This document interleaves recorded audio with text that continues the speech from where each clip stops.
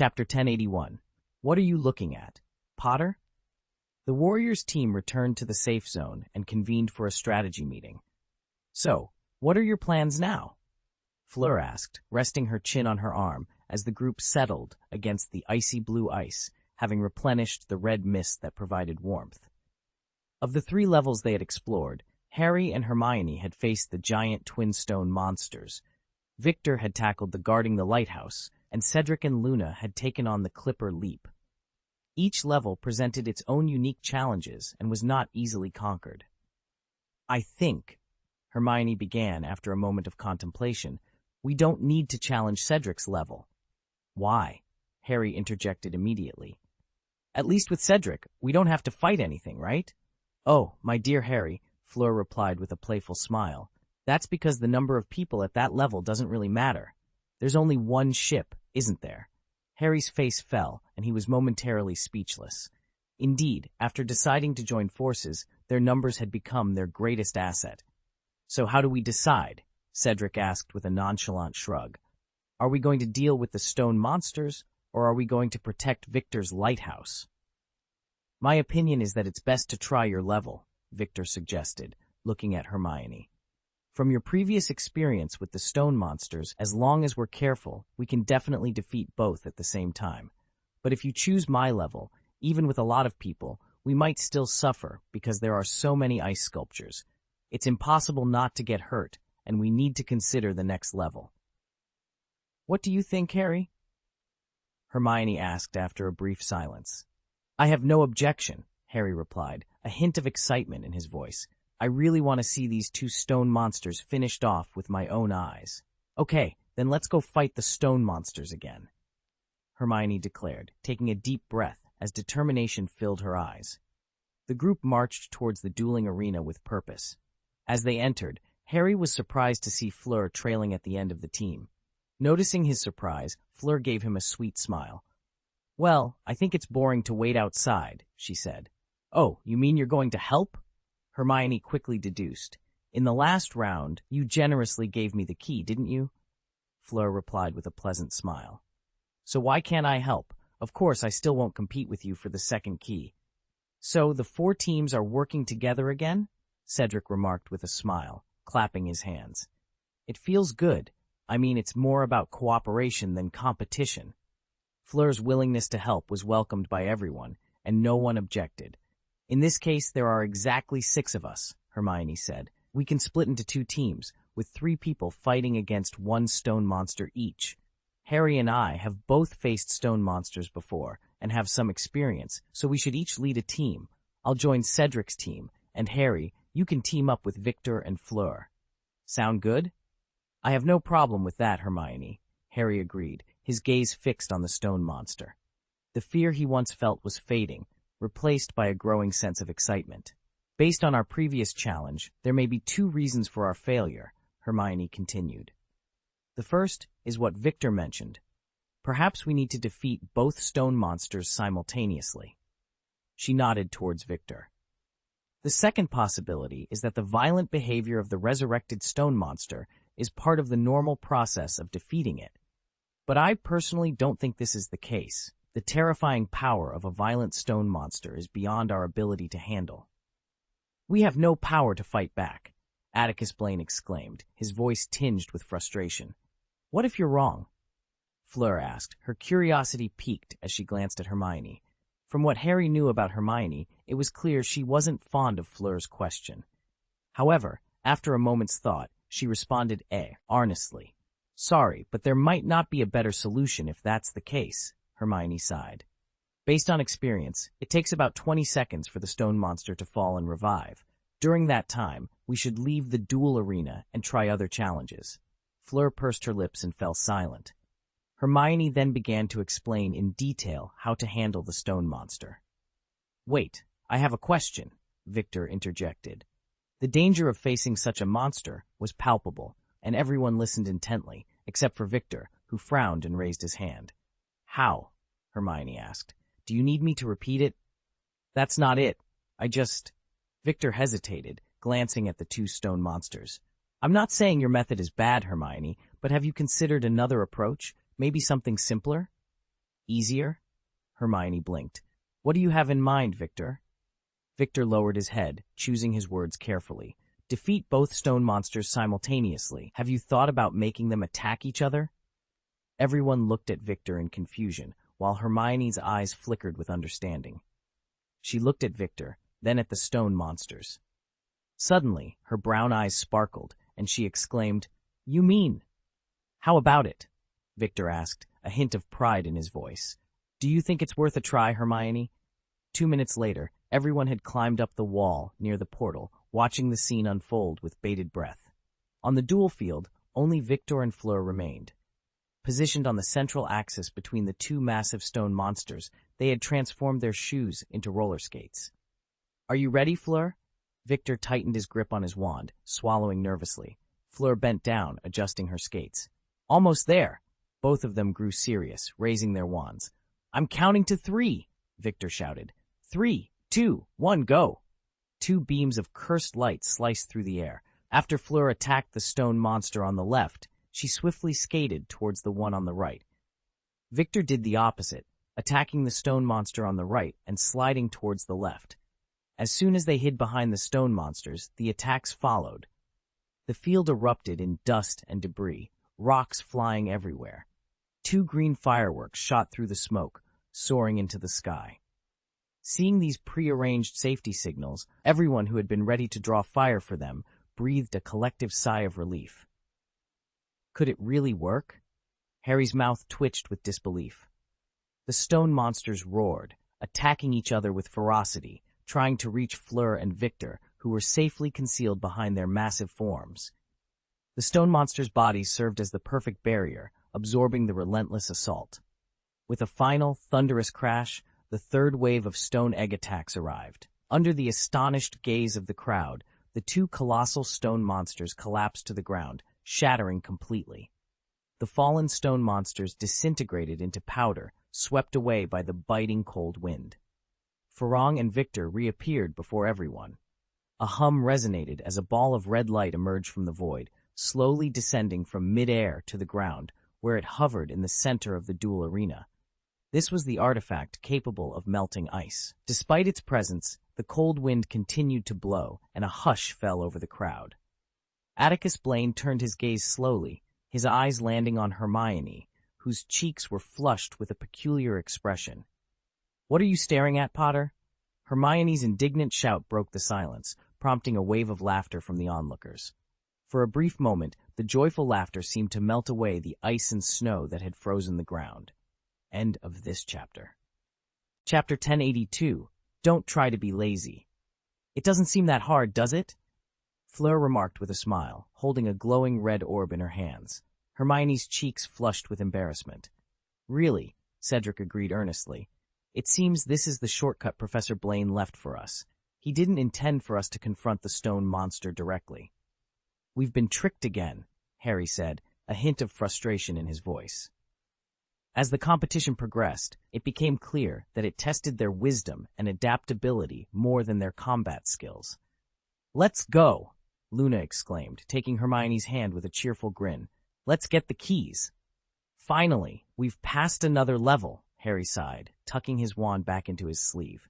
Fleur, no longer critical of Hermione's clumsy approach, followed them out of the secret realm with a spring in her step. "Come on, let's see if it works." The group hurried to the massive ice-blue block, and Cedric eagerly eyed the red orb Fleur held. "But what should I do?" Fleur hesitated, glancing between the orb and the ice. "Maybe just let the light touch the ice," Victor suggested, showcasing his quick thinking. Fleur followed his advice, and under everyone's watchful eyes, she slowly brought the red orb closer to the ice. The moment the orb touched the ice, it was absorbed with a soft hiss. White smoke began to rise as the once impenetrable ice started to melt visibly. "What happened?" Harry exclaimed, pounding his fist against the now smaller ice block, which remained immovable. The ice had stopped melting, leaving the key still encased. The joy on everyone's faces quickly faded. "It seems," Cedric said, his expression falling, "the power of one orb isn't enough. We can't be lazy. We must complete all 4 levels of the secret realm." "If we," Victor began, frowning as he glanced back at the stone monster secret realm they had just conquered. You mean, go defeat the stone monster again and see if we can get another orb? Harry quickly caught on to Victor's idea. But this loophole, Cedric hesitated. We should give it a try anyway. Victor insisted, looking at Fleur. I can try with you, Victor, Fleur agreed, her voice determined. Having discovered the trick, dealing with the stone monsters was now a straightforward task. In less than 3 minutes, they returned with another red orb.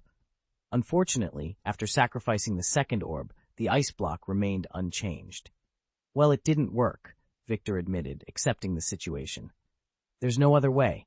We have only one choice. Nearly 5 hours had passed since the competition began, testing their endurance. The warriors realized that the lengthy schedule was a challenge in itself, and everyone was exhausted. Then, next, Harry said, looking at Victor and Cedric. Let's go to my previous secret place, Victor suggested. Now there are 6 of us. This makes things a little easier. Eager to conclude the challenge, the group, having conserved energy during their earlier encounter with the stone monster, charged into the snowy mountain once more. Standing in the square beneath the stone platform, they surveyed their surroundings carefully. 3 winding paths lay before them. If the team was complete, each person could guard one path. It started with 3 house elves. Victor explained to the group, emerging from one path. Once I figured out what to do, I dealt with them easily. Then, a few seconds later, goblins appeared alongside the house elves. Took effect. Atticus Blaine, observing from a distance, nodded approvingly at their strategy. The team had managed to create a more controlled environment for the battle, despite the initial chaos. The trumpet-shaped fences at the intersections were a stroke of genius, funneling the creatures into manageable paths and allowing the defenders to focus their attacks more effectively. As the battle commenced, the air was filled with the sounds of spells being cast and the clashing of magical creatures against the barriers. Farong and Victor stood resolute on the stone platform, their wands at the ready, casting defensive spells to protect the lighthouse. Luna, though injured, moved with surprising agility, intercepting any creatures that managed to slip past the front lines. Harry, Hermione, and Cedric were relentless in their defense, each guarding their assigned path with determination. Harry's spells were precise and powerful. Hermione's strategic mind ensured that every move was calculated, and Cedric's bravery shone through as he faced the oncoming hordes. Despite the overwhelming numbers, the team's coordination and the strategic use of the environment gave them an edge. The creatures, though numerous, were funneled into narrow paths where they could be dealt with more easily. The lighthouse, the focal point of their defense, remained untouched. As the minutes ticked by, the red mist began to dissipate, signaling the end of their protective enchantment. Yet, the team held their ground, driven by the knowledge that they were close to victory. The candles, their silent countdown, were nearly burned out. Finally, as the last flicker of candlelight faded, the creatures began to retreat, their numbers dwindling. The team, exhausted but triumphant, watched as the battlefield cleared. They had succeeded in their task. The lighthouse stood tall, and the challenge was overcome. Atticus Blaine approached the group, a proud smile on his face. "Well done," he said, his voice filled with admiration. "You have shown great courage and ingenuity. This was not just a test of strength, but of strategy and teamwork. You have all passed with flying colors." The team exchanged relieved smiles, their camaraderie strengthened by the ordeal. They had faced the challenge together and emerged victorious, a testament to their skills and unity. In the field, everything would soon be refreshed. To address this, Hermione devised a plan. She suggested that one person remain in the secret realm while the others ventured out to replenish the red fog energy. Once the main group returned, the person who stayed behind could then go to replenish their energy. Although this strategy didn't require much ingenuity, Hermione's clear thinking earned her praise from the others for her cleverness.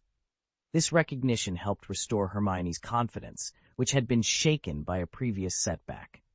As Victor hurried back to the stone platform, Hermione cleared her throat and shouted with all her might, "Release the monster!" End of this chapter. Chapter 1083, Chaos Call. A magical storm brewed in the void, perceptible only to Luna. As she wandered through the field, she suddenly shouted, "Cedric, they're at your location. Standing on the stone slope beside intersection number 1, Cedric immediately heightened his senses, ready for action. The bushes lining the path swayed violently in the snow and wind. The snow fog that blanketed the path began to churn, revealing 3 short, black silhouettes emerging from the haze. They were coming. Cedric narrowed his eyes, flexing his wrists slightly. Indeed, they were 3 ice-sculpted house elves, crafted with such magical precision that they appeared lifelike. As they drew nearer, Cedric could even discern the fine hairs on the elves' large ears. He didn't bother to conceal himself, yet the elves paid him no mind. Instead, they brandished fruit knives, also carved from ice, and charged towards the stone platform where Fleur and Victor stood guard, shouting as they went. There is no enemy easier to deal with, Cedric thought, exhaling in relief. With a swift motion of his wand, he unleashed a fiery explosion that shattered the 3 house elves into pieces. Bang! Bang! Bang! Fragments of ice scattered in all directions. Cedric's eyes reflected a hint of pity as he watched the upper body of an elf fly past him, its face contorted in pain. Suddenly, a green light flashed across his cheek, startling Cedric so much that he stumbled backward, nearly tumbling off the stone slope. The elf's upper body collided with the stone wall and disintegrated, while Cedric instinctively touched his cheek with his fingertips. Bright red spots blossomed into ice flowers, forming on his hand at a speed visible to the naked eye. "Are you okay, Cedric?" Hermione called out with concern, noticing his odd behavior. "You better be careful." Cedric replied, "House elves throw knives when they're attacked." "I forgot to mention that, didn't I?" Victor shouted. "Elves can throw knives, goblins can use magic to blow people up, centaurs can shoot ice arrows, werewolves have sharp claws, vampires can bite, and dragons will spray frost in your face when provoked." "Oh, thank you, that's timely," Harry muttered as 3 goblins approached intersection number 2, where he was stationed. "They must be blown to pieces, Harry," Cedric reminded him. The goblins trotted towards the crossing, oblivious to Harry's presence. In such a scenario, there was no need for elaborate planning. Waiting for them to approach was sufficient. Objectively, it was nearly impossible for a single warrior to conquer the challenge of guarding the tower alone. However, a team of 6, assembled from 4 different groups, could easily manage this task. Having learned from Cedric's experience, Harry raised his wand and cast a disarming spell. The spell split into 3 red lightning bolts, ensuring each goblin was struck. Bang, bang, bang! 3 consecutive explosions followed, and the goblins shattered without any surprises. Da da da! 3 centaurs galloped over, their hooves pounding the ground. Hermione had seen centaurs before, but they were only as tall as house elves. This was her first encounter with a crystal-clear centaur made entirely of ice, and it appeared somewhat endearing. When the centaurs were still some distance from the intersection, they halted and swiftly drew their bows, releasing arrows. Hermione, momentarily captivated by the centaur's appearance, snapped back to reality as the ice arrows sliced through the air. Armor protection! Victor, with his keen eyesight, spotted the 3 sharp ice arrows heading his way and conjured a magical barrier. The arrows didn't shatter upon impact. Instead, they transformed into pools of white frost, with tendrils of cold smoke rising from them. Fleur winced at the sight, feeling a sharp pang in her teeth. Could fully process the pain, he rolled to the side, narrowly avoiding another ice arrow aimed at his chest. The cold from the first arrow seeped through his robes, numbing his arm and sending shivers down his spine. "Harry, are you all right?" Hermione's voice cut through the chaos, filled with concern.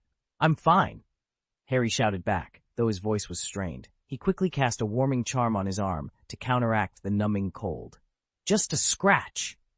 Meanwhile, Atticus Blaine, who had been observing the battle from a distance, decided it was time to intervene. With a swift motion, he raised his wand and sent a barrage of fiery comets towards the advancing ice monsters. The comets exploded on impact, sending shards of ice flying in all directions. "Nice one, Atticus," Cedric called out, his voice barely audible over the din of battle. He was busy fending off a group of goblins that had managed to flank him. Atticus nodded in acknowledgement, his focus unwavering. He knew that the tide of battle could turn at any moment, and they needed to stay vigilant. The ice monsters were relentless, and their numbers seemed endless. Luna, with her usual calm demeanor, was weaving through the chaos, her wand flicking gracefully as she cast spell after spell. Her ethereal presence seemed to bring a sense of calm to those around her, even amidst the turmoil. "Watch out, Luna," Atticus warned, as a werewolf lunged at her from the side. With a swift flick of her wand, Luna sent the creature sprawling with a well-aimed stunning spell. "Thanks, Atticus," she replied with a serene smile, as if they were merely practicing in the safety of Hogwarts rather than fighting for their lives. The battle raged on, each of them fighting with all their might. The air was thick with the sounds of spells being cast, the roars of the ice monsters, and the cries of their allies. Despite the odds, they fought on, determined to protect each other and hold their ground. As the minutes stretched into what felt like hours, the tide of the battle began to shift. The relentless onslaught of ice monsters started to wane, their numbers thinning as the combined efforts of Harry, Hermione, Atticus, Cedric, and Luna took their toll. Finally, with one last desperate charge, the remaining ice monsters were driven back, retreating into the swirling snow from whence they came. The battlefield fell silent, save for the heavy breathing of the exhausted fighters. "We did it," Hermione said, her voice a mix of relief and disbelief. "Yeah," Harry agreed, wiping the sweat from his brow. "But we need to stay alert. There might be more." Atticus nodded, his eyes scanning the horizon for any signs of movement. "Let's regroup and prepare for whatever comes next." Together, they gathered their strength, ready to face whatever challenges lay ahead, united in their resolve and friendship. Before Atticus Blaine could make any comments, he was engulfed by flames as the monstrous horde, driven by hatred, launched a relentless assault on him. A torrent of attacks, flashes, ice arrows, ice blades, and razor-sharp claws slicing through the air, descended upon him with ferocity. Harry's face turned ashen as he finally grasped the reason behind Victor's fury. "Armor protection," he bellowed, summoning a magical barrier to withstand the onslaught.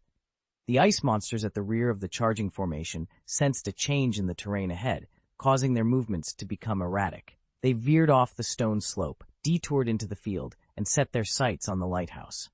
Harry wasn't alone in his misjudgment. Hermione and Cedric had also underestimated the capabilities of these crystalline ice sculptures.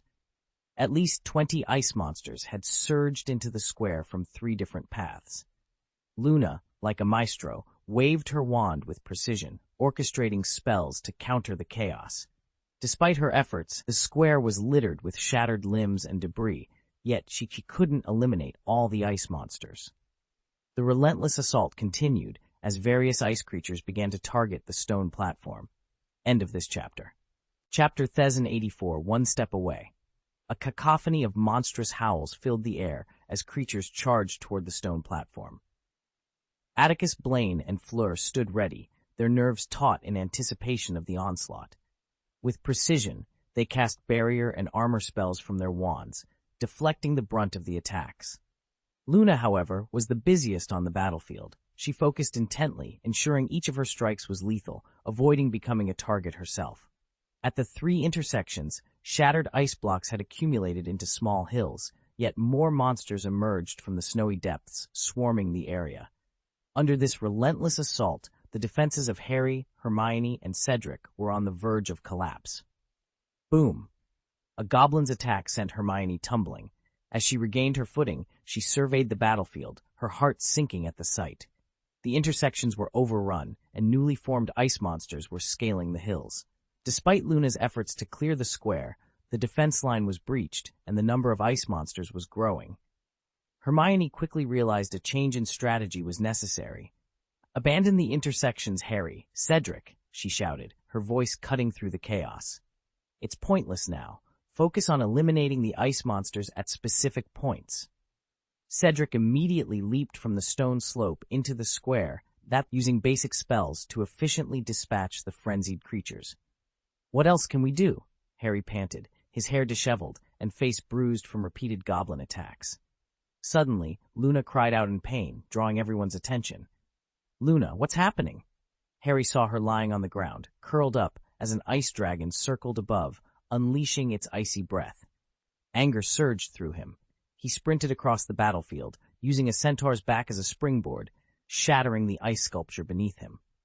In moments, he reached Luna, casting a disarming spell to vanquish the ice dragon.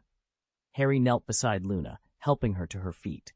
Hermione and Cedric, fueled by anger, joined him, their wands cutting down ice monsters with precision. They flanked Harry, erecting a defensive barrier around them. Luna's hair was frozen solid, her sportswear stiff from the frost. Her body bore scars from previous battles, now exacerbated by the icy attacks. Her face was pale, her breathing shallow. "You can't continue like this, Luna," Harry said firmly, not waiting for Cedric's input. He scooped Luna into his arms, and with Hermione and Cedric providing cover, he dashed toward the portal. Once in the safe zone, Harry wasted no time, launching red fireworks into the sky. "You've done more than enough, Luna," he assured her, his gaze steady and voice resolute. "Leave the rest to us." With those words, Harry turned and re-entered the secret realm, the soft, rippling light reflecting in his determined eyes. "Fade into the shadows," Luna said, following Atticus Blaine's gaze until he vanished into the portal. "Sorry, Cedric," Atticus shouted, slashing his wand toward the center of the battlefield and kicking away a werewolf that lunged at him. "I took it upon myself to remove Luna from the competition, Cedric." "That's exactly what I wanted, Atticus," Cedric replied, showing no sign of dissatisfaction, but rather gratitude. "Thank you. You did exactly what I was trying to do. Do you guys have time to chat?" An ice arrow whizzed past, grazing Fleur's cheek and striking the lighthouse. Already missing some corners, the lighthouse trembled, dislodging a shower of stone dust. Fleur screamed, "We need to get rid of these nasty things as soon as possible." The three paths finally ceased to replenish their troops. Nearly 100 ice monsters now swarmed the field, most of them attacking the stone platform. Victor and Fleur could do nothing but alternately cast barrier and armor spells to protect the lighthouse. "I'm here to help you." Hermione, who had a soft spot for house elves, blasted away 7 or 8 ice elves and rushed to the platform to join the defense. The situation was chaotic, and the only solution was to eliminate all the ice monsters as quickly as possible. Atticus and Cedric formed a back-to-back attack and defense team, doing their utmost to eradicate the pesky ice monsters. Fortunately, they succeeded. With only 3 minutes left in the 10-minute countdown, the last vampire was struck by 5 spells simultaneously, disintegrating into dust with a deafening explosion. "I can't believe I survived," Fleur murmured, collapsing to the ground with a numb expression as the world around her cleared of threats. Victor staggered, nearly falling off the stone platform. He turned with difficulty to see the lighthouse, which had withstood countless attacks. It stood, albeit half destroyed, with a candle at its top, still flickering faintly. He sighed deeply and collapsed like a felled tree. Atticus, Hermione, and Cedric were visibly exhausted, their sweat-soaked sportswear clinging to them. "I need to catch my breath," Hermione panted, bending over with her hands on her knees, sweat dripping from her cheeks. "I should take house elves seriously. They can be quite terrifying when they go berserk." Atticus grinned. "Ron would be thrilled to hear you say that." Roar, a loud, terrifying roar, drew everyone's attention to path number 2. A massive creature, nearly the size of the stone monster they had previously faced, emerged from the swirling snow, wielding a large mallet-shaped popsicle on its shoulder. "Troll," Atticus muttered in despair. "Just kill me now."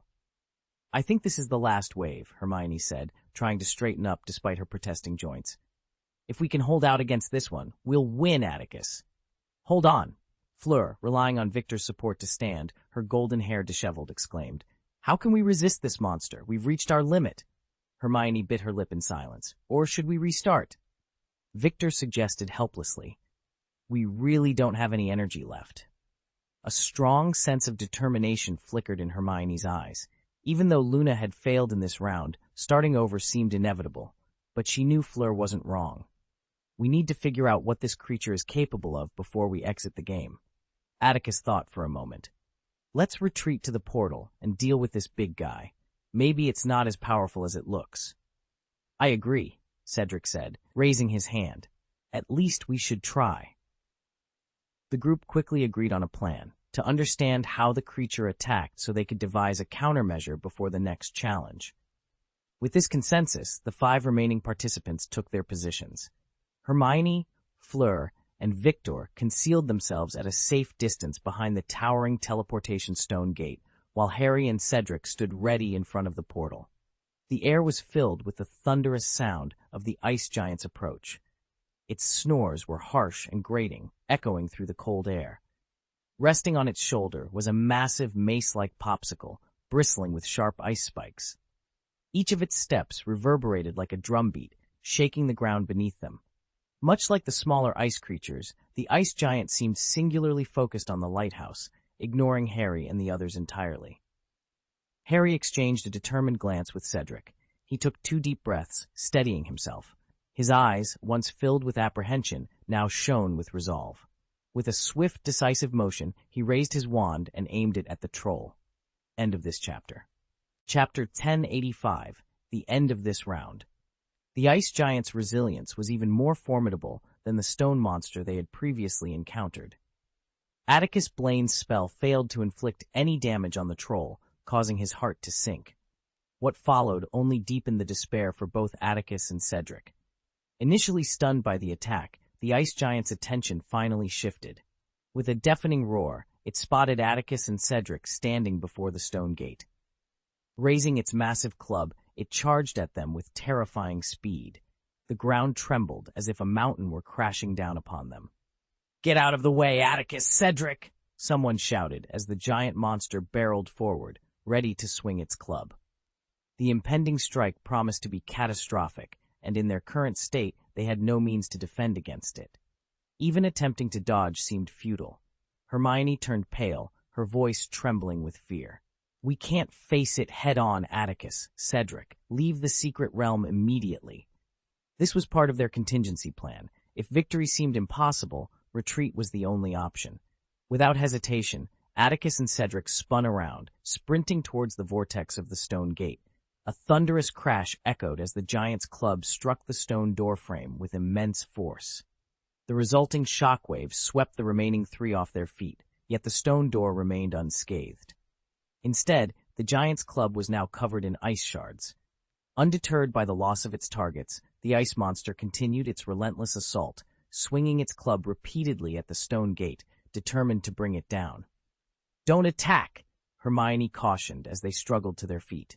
Furong raised her hand, trembling with fear, but Hermione stopped her just in time. "If you attack it, it will turn its attention to us." "But what do we do now?" Victor asked, his voice filled with horror. "After Atticus and Cedric left, it should have gone to find the lighthouse, right? It's blocking the door, and we can't leave." Indeed, as Victor pointed out, the ice giant was wedged against the door, seemingly trying to pass through like Atticus and Cedric had. However, its massive form was stuck, unable to exit the secret realm. This only fueled its fury, and it continued to batter the door in frustration. Watching the scene unfold, Hermione's expression shifted from fear to a peculiar realization. "Isn't that great?" she remarked. "Are you crazy, Hermione?" Victor exclaimed in disbelief. "It's blocking the door. We can't leave. If it keeps this up, Oh!" Suddenly, Victor understood, glancing at the giant and then at the lighthouse. "Oh!" he exclaimed again, his voice brimming with surprise. "Is there such a good thing?" Furong, too, grasped the situation, her eyes wide with disbelief. "Perhaps," Hermione said slowly, "that's the shortcut to this challenge." 3 minutes later, Hermione, Fleur, and Victor emerged from the secret realm, holding a sphere of azure light. Atticus and Cedric, who had been pacing anxiously in front of the stone door, were stunned, their eyes widening in shock. "What's going on? What took you so long? We wanted to go back in, but the stone door suddenly stopped working." "Oh!" Atticus exclaimed, noticing the azure light in Hermione's hands, rendering him speechless. "That's because the troll blocked the door, I think, Atticus," Hermione explained. Hermione said happily, a smile lighting up her face. "You 3 actually defeated that giant monster." Cedric looked incredulous. "That's impossible," he exclaimed. "I really can't believe it," Hermione continued. "But that giant monster kept chasing you, trying desperately to get through the door. I suppose Professor Blaine didn't allow the monster to escape from the secret realm, which bought us some time." "There's no way Professor Blaine would have overlooked such an obvious flaw," Harry mused. "Unless it was part of his design." "So, every level has a similar backdoor," Cedric realized, gritting his teeth. He understood that all the efforts he Nishimama and DeLuna had made before might have been in vain, just like the starry sky glass plank road earlier. They should have observed more and thought more instead of acting recklessly. Professor Blaine had emphasized this many times. When their strength wasn't enough to overcome the challenges, they needed to use their brains more. Only a very few people have the power to ignore everything. Most must learn to use wisdom. When they threw the ball of azure light into the ice, as expected, part of the ice melted again. They still had 2 steps to go before they could find the second key. "Well, it's our turn now," Cedric said after a short rest, leading the group back to the dark lakeside. A stone pillar carved with lions, eagles, badgers, and venomous snakes was topped with an orange ball of light, similar to the one they obtained after conquering the level. The small boat by the lake swayed with the waves, waiting for the next pair of brave warriors to board. "You mean," Hermione began, frowning slightly as they discussed by the lake, "the orange light will follow the path formed by the cyan light for illumination. On the way, it will encounter whirlpools that could capsize the boat, crosswinds that might cause it to deviate from the waterway, and underwater creatures that will attack." "Is that right, Cedric?" "You remember it well, Hermione?" Cedric nodded, a hint of sadness in his voice.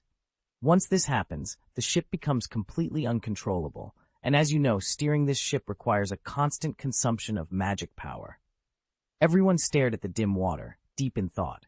"It seems there's no loophole?" Harry glanced at Hermione, asking hesitantly. "I don't know, Harry." Hermione hesitated. "I think the challenges we've faced are telling us one thing. Don't just act blindly. Consider other solutions." "But," Hibiscus interjected, "given the current situation, we can't seem to find any helpers who can provide assistance, unless the monsters in the water fight each other. Also, I doubt they would rush ashore and get stuck in the portal like the giant monster did." "No matter what, we have to try," Harry shrugged. "It's a tough job, and I don't think you need to go through with it, Hermione." He volunteered, jumping onto the boat and looking back at the group on shore. "Let me do it." Cedric raised his hand bravely. "At least I know the situation and can suffer less." Under the expectant gaze of the 3 on the shore, Harry and Cedric set off. It didn't take long. Within 30 seconds of disappearing into the darkness, screams echoed from the lake. The orange ball of light floated back first, and soon after, the 2 boys, soaked to the skin, returned to the shore on the boat. Without giving anyone a chance to ask questions, Harry and Cedric jumped off the teleporter and rushed out of the secret realm without looking back. 2 minutes later, having dried their clothes, they reappeared from the portal. "I agree with you, I agree," Harry sighed deeply, still shaken. "There must be some trick to this level." "But what is it?" Victor frowned, surveying the scene. "There's nothing here but this intriguing ship. If we increase the magic power infusion, it might—" "Useless," Cedric interrupted, shaking his head. "Then there's only one option left." Victor's gaze shifted, fixing on a blue orb of light hovering more than 10 feet above the water. These light orbs, besides guiding the way, could they serve another purpose? Hermione raised an eyebrow, her curiosity piqued. She drew her wand with determination. "Let's find out." With a swift motion, she cast a spell, sending a beam of cursed light from her wand. It struck the first cyan orb 30 feet away, causing it to extinguish immediately. For a moment, disappointment hung in the air, and Harry was about to sigh. But then, something unexpected occurred. A gust of wind surged, and Hermione, standing beside Harry, let out a startled scream. Harry spun around to see something invisible had seized Hermione's clothes, dragging her toward the lake. He managed to grasp the edge of her robe, just as she was pulled by an overwhelming force to the spot where the first green lamp floated in the air. "Hermione!" Harry shouted, the scene catching everyone off guard, including Hermione herself. As she realized she was being pulled over the lake, clarity struck her. "I understand," she exclaimed. While the others remained in shock, Harry, spurred by Hermione's call, sprang into action. He dashed toward the stone pillar, releasing the orange orb perched atop it. With a swift flick of her wand, Hermione extinguished the second green lamp as she fell, and once again, her body was drawn toward it. "Oh, it seems we've found the right method," Harry remarked, grinning at the bewildered Cedric. Just 3 minutes later, a rumble from the stone gate captured their attention. Hermione emerged from the portal, her palm open to reveal a key that left everyone speechless. The end of the path is a small reef island, Hermione explained excitedly. On it stands another stone door. The orange light floated into the door on its own, leading to the outside world and melting the ice. End of this chapter. Chapter 1086, Harry is doomed. Mr. Minister, there are reports of a riot breaking out in Azkaban prison under your jurisdiction. Is this true? Minister Fudge, I've heard that dozens of dangerous criminals escaped during this riot. Does your department have a detailed list of the escapees? Mr. Fudge, I'm Carl Kane, a reporter from Gargoyle News. Can you explain how this terrible prison break occurred? A middle-aged wizard with chestnut curly hair managed to break through Kingsley's blockade, successfully pulling back Fudge, who was attempting to rush into the crowded reception hall with a grim expression. Sorry, no comment. Fudge suddenly turned, glaring fiercely at the French reporter, his eyes blazing with anger as if he wanted to devour someone. He roared, "Oh, Minister, Azkaban is guarded by Dementors." The French reporter, undeterred by Fudge's intimidating glare, shouted even louder, "Does this mean the Dementors no longer obey the British Ministry of Magic? Have they rebelled alongside the criminals?" "What nonsense," Fudge snapped, pulling back his sleeves. "Damn it, I've got to get out of here." "Oh, Kingsley Dawlish, where are you all? Get these people out of here. They don't have permission to be in the ministry." About half a minute later, Dawlish, having lost a shoe in the chaos, slipped under a reporter's legs and reached Fudge's side. "Oh, I'm afraid that's difficult, Minister. About half of the European wizarding world is gathered here. We, journalists from half of the European wizarding world." Fudge roughly shoved the reporter in front of him aside. "Yes, Minister." Dawlish used his body to clear a path for Fudge. "The other half is still on their way or stuck outside, unable to get in. It's only been half a day." Under the protection of several aurors, Fudge, who had torn off his suit, finally squeezed into the elevator hall. However, reporters in the hall surged towards him like a tide, raising their hands and shouting, "Say something, Minister. When will the Ministry of Magic bring those criminals to justice?" Boom. Suddenly, an explosion echoed through the noisy magic hall, silencing all the shouting reporters. Regarding the Azkaban prison break, the British Ministry of Magic will hold a press conference later. Please do not believe the rumors. Everything will be clarified in the official statement issued by the Ministry of Magic, Kingsley shouted, amplifying his voice with his wand. His words finally calmed the reporters down a little. Well done, Kingsley. Fudge wiped the sweat from his face with his tie. Taking advantage of the brief respite Kingsley had provided, he and Dawlish rushed into the elevator. Boom! Fudge kicked the office door open. He instinctively reached for his head to remove his hat, only to realize it had vanished in the crowd. Frustrated, he ruffled his hair, breathing heavily as he stood before the coat rack. Minister, oh! Dawlish, who followed him in, was about to close the office door when several ministry employees seized the opportunity to rush inside. Hey, Oncarns, what do you want with your people? Dawlish shouted angrily, but the ministry employees ignored him, heading straight for the irate Fudge. What's the matter, Oncarns? Fudge asked, trying to compose himself. Minister, Ankerns, the director of the Department of International Magical Cooperation, gasped. Just 20 minutes ago, the International Confederation of Wizards sent us a letter of inquiry, accusing us of causing a serious crisis for the entire European wizarding world due to our negligence. Crisis! Fudge exclaimed, jumping up. Nothing has happened yet.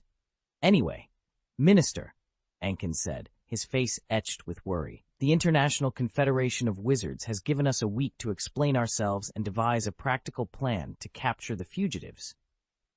That's absurd, Fudge exclaimed, his eyes bulging with anger. When did it become the International Confederation of Wizards' place to dictate our actions? Ah, I see. This must be the doing of Dumbledore, Blaine, and Dregern. They're probably watching that ridiculous game at Hogwarts right now. It's not just the International Confederation of Wizards, Minister, a young man behind Ankins interjected, visibly panicked as he waved a stack of parchment. The German Ministry of Magic, the French Ministry of Magic, the Italian Ministry of Magic, the Norwegian Ministry of Magic, and even the Albanian Wizarding Self-Defense Organization have sent inquiries about the prison break. And there are unofficial organizations too, like the International League Against the Dark Arts and the Merlin Knights Association Review Committee. Fudge's face turned a shade of purple, and he nearly choked on his words. I have nothing to say to them. The staff from the Department of International Magical Cooperation exchanged uneasy glances. But Minister, Ankins pressed, despite Fudge's fierce glare, we must answer to the wizarding world, don't we? Fudge's chest heaved as if he were about to explode, but he restrained himself, merely casting a sharp look at Dawlish. All right, Ankins. Delisi, showing rare insight, stepped forward and collected the inquiry letters from the Cooperation Department's employees. The minister needs time to calmly assess the situation and determine our next steps. The ministry will respond. Very well, Ankins replied, looking uncomfortable. I understand the situation is challenging, Minister, but we need a proper explanation to calm the public and the international wizarding community. As the door closed softly, Fudge erupted. Damn it, who orchestrated this? Dawlish remained silent, knowing full well who had escaped from Azkaban. Yet he dared not voice it, as it contradicted the ministry's long-held assertions. Admitting that the Death Eaters were behind it would make the ministry, and especially the Minister of Magic, a laughingstock. It's only been half a day, Fudge raged. Even semi-official organizations in Albania are aware. Minister, Dawlish began, wiping sweat from his brow, these scandals spread quickly. I mean, he faltered under Fudge's piercing gaze and quickly corrected himself. I think Ms. Umbridge's suggestion is wise, Minister. The priority should be to divert public attention. Of course, capturing the fugitives is important, but it's not urgent. People tend to forget. Fudge fell silent, his breathing steady as he stood by his desk. Minister, perhaps now is the time. I won't back down, Dawlish, Fudge interrupted, his resolve firm. Even if it escalates the conflict with those two wizards at Hogwarts. It's their fault to begin with. He scowled. Yes, that's right. Dumbledore spread rumors of the Dark Lord's return to sow fear. Blaine openly trained an army at Hogwarts. The time is ripe, Dawlish. The unexpected call startled Dawlish, and the Minister of Magic's grim expression left him uneasy. Atticus Blaine wiped the sweat from his brow, his nerves on edge. I'm here, Minister, he announced, standing tall. The matter concerning Harry Potter, Fudge began, his eyes gleaming with a sinister intent. We have a complete chain of evidence, don't we? I assure you, Minister, Dawlish replied, his face turning a deep shade of red. Harry Potter is finished. There's no escaping his fate. Just outside the office door, Kingsley had finally managed to calm the throng of reporters. As he prepared to knock and deliver his report to the minister, his arm froze midair, a sudden tension gripping him. End of this chapter. Chapter 1087, Atticus's Question. Oh, lucky Victor Krum, lucky Durmstrang, exclaimed Ludo Bagman, his voice echoing through the viewing area beside the Forbidden Forest at Hogwarts. The large screen displayed the three champions, Cedric, Hermione, and Victor, drawing lots under Fleur's supervision. Lucky boy, he got the second key to victory. In stark contrast to Bagman's enthusiasm, a collective sigh of disappointment swept through the crowd. Despite the valiant efforts of both Hogwarts teams in the challenging written test, Durmstrang had ultimately gained the upper hand. Oh, too bad. They just have no luck, Mrs. Weasley lamented. Just like in the last round, if that girl from Beauxbatons had discovered the secret of the glass walkway earlier, Ron wouldn't have had to go down, right? She looked expectantly at the men around her, waiting for agreement, but was met with silence. What's going on? Mrs. Weasley asked, her dissatisfaction turning to surprise as she noticed the somber expressions on Mr. Weasley, Sirius, and Remus's faces. Even if Harry, Hermione, and the others didn't get the key, you don't have to keep secrets from them. What happened? Why don't you tell me? Ever since Scrimgeour came to talk to Bones, you all haven't seemed right. Mr. Weasley opened his mouth, glancing nervously at the young wizards nearby, and forced a strained smile. Nothing, Molly, just some bad news from the department. But when isn't there bad news? I'll explain after the game. You know, there are kids here. Mrs. Weasley was not satisfied with her husband's evasive response, and was about to press further when Remus suddenly spoke in a serious tone. Do you know that man, Sirius? Remus's words drew everyone's attention to the cobblestone path leading to the lawn beside the forbidden forest. A young wizard was running towards them. It's Price Appleby, Sirius said, narrowing his eyes. His heart grew heavier as he recognized the approaching figure, yet curiosity piqued his interest. He's an Auror at the Ministry, like Tonks, trained by Kingsley. They have a good relationship. Under the watchful eyes of Sirius and the others, the young Auror named Price Appleby hurried to the stage with clear intent. Atticus, Dumbledore, and Amelia stood up to greet him. "Good afternoon, Miss Bones." Appleby greeted his superior breathlessly, then turned to Atticus and Dumbledore with respect. "Good afternoon, Professor Dumbledore, Professor Blaine. It's an honor to meet you both." "Hello, Appleby," Ms. Bones replied, her gaze steady. "You came from the Ministry, right? Who sent you?" "I am here at the orders of Mr. Shacklebolt, Ms. Bones," Appleby replied, swallowing nervously. Standing before some of the most powerful wizards in Britain, his heart raced. Atticus and the others exchanged glances, intrigued. That morning, Scrimgeour had personally reported a prison break in Azkaban, and now Kingsley had sent someone. "Your name is Price Appleby, I believe?" Atticus asked gently, noticing Appleby's nervousness. "If I remember correctly, you once worked with Kingsley and me on the Hermione Granger attack, when you and your colleagues sealed off the leaky cauldron." "That's right, Mr. Blaine," Appleby replied, standing tall with pride. "So, Price, you've come to tell us something," Atticus mused. "Of course, if you're here to report to Amelia, Professor Dumbledore and I can step aside for a moment." "Actually," Pless took a deep breath, "Mr. Shacklebolt entrusted me with this task. He can't leave now. The Ministry has been overrun by reporters from various countries, and using an owl isn't secure enough. So, he asked me to deliver a message to you and Professor Dumbledore." Amelia's eyebrows twitched, but she didn't seem displeased. She appeared ready to leave. "Please stay, Amelia." Dumbledore's blue eyes swept over her. "I am sure Mr. Appleby has some news that will interest us all." Amelia was not one to be pretentious. Since Dumbledore requested it, she turned back and waited quietly. "Here's the situation," Pless began, his voice betraying his nerves. Despite having faced dark wizards on the front lines, the young Auror's fists clenched, and he trembled slightly under the calm gazes of the three wizarding masters. "Mr. Shacklebolt asked me to pass this on. He overheard something by accident. It came from Dawlish, who was reporting in the minister's office at the time." "From the conversation between Cornelius Fudge and Dawlish?" Atticus Blaine's mouth curled up slightly. "What is it, then?" He said, Dawlish said. Pless stammered, "Harry Potter is doomed." "Is Harry Potter doomed?" Dumbledore's gaze, behind his half-moon spectacles, suddenly sharpened. "Is that what Dawlish said to Cornelius?" "That's right, Professor Dumbledore," Pless replied, feeling anxious and worried. As an Auror, Pless had the basic alertness and judgment skills necessary for his role. Although he didn't fully understand the implications of Dawlish's words, he sensed a deeper meaning. Dawlish. Ms. Bones frowned. "That's all he said?" "That's all Mr. Shacklebolt heard, Ms. Bones," Pless said, his voice tinged with fear. "Mr. Shacklebolt overheard it by accident. He was there to report to the minister and couldn't afford to appear suspicious with so many people coming and going in the corridor outside the minister's office." Silence fell for a moment, and both Dumbledore and Amelia looked troubled.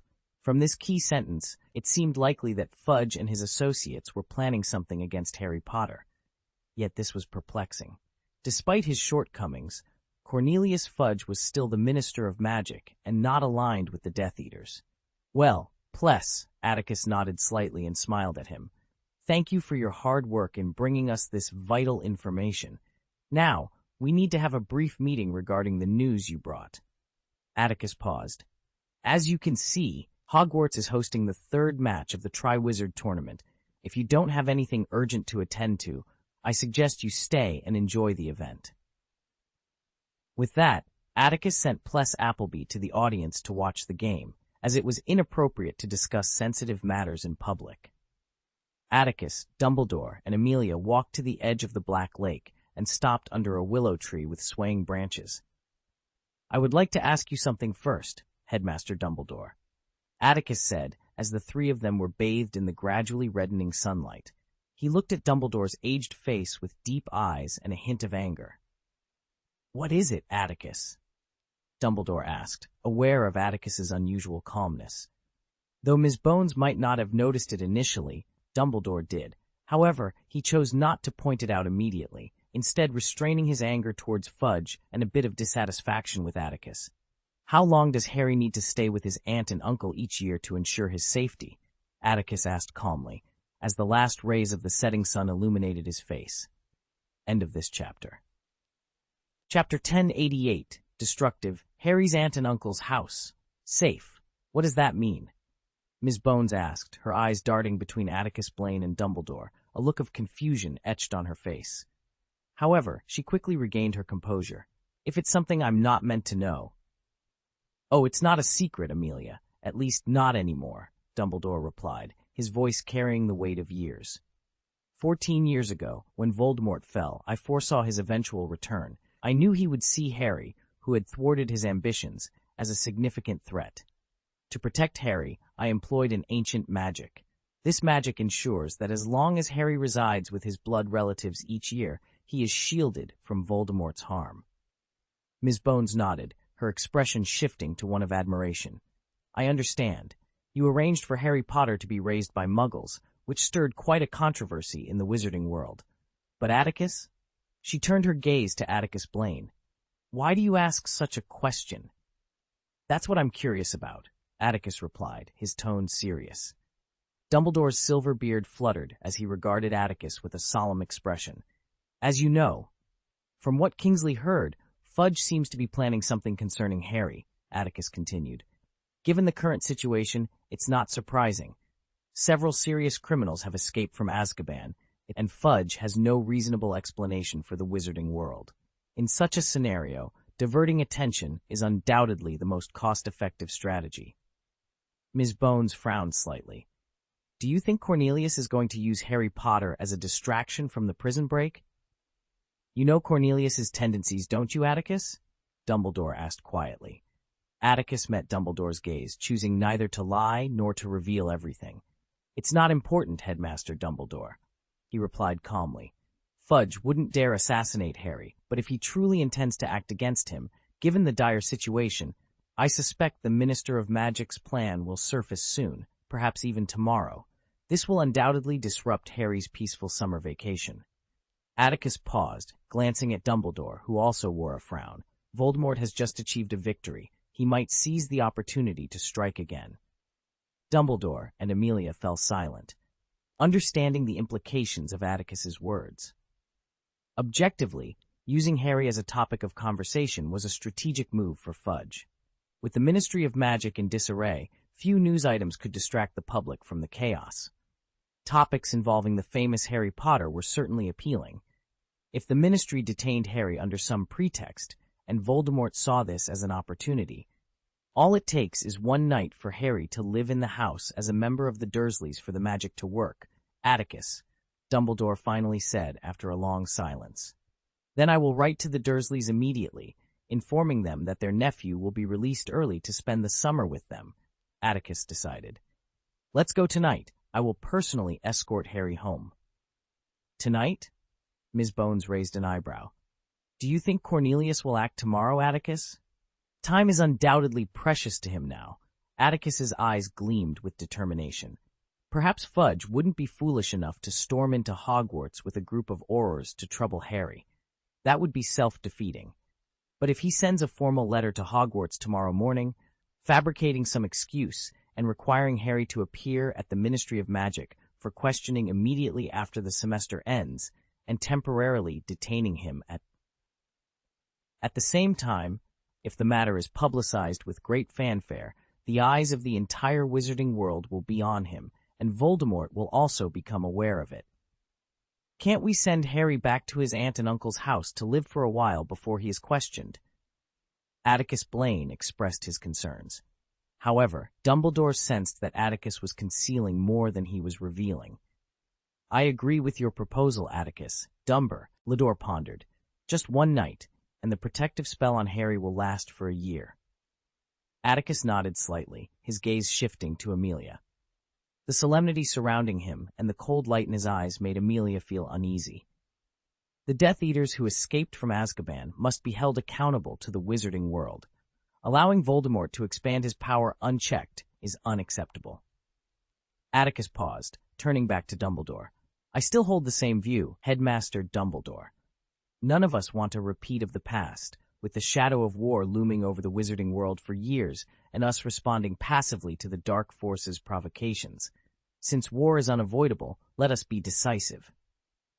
Atticus strode off to write a letter to the Dursleys. It was unlikely they had forgotten who he was. After all, they were familiar with the name Blaine. Dumbledore and Amelia remained by the lake, watching Atticus's retreating figure in silence. What Atticus intends to do, Amelia hesitated for a moment before speaking. I'm afraid it's not just about dealing with you-know-who. Oh, what do you think he's trying to do, Amelia? Dumbledore asked calmly, showing little surprise. I once had a conversation with Atticus about the current state of the wizarding world, Amelia recalled, a hint of reminiscence in her eyes.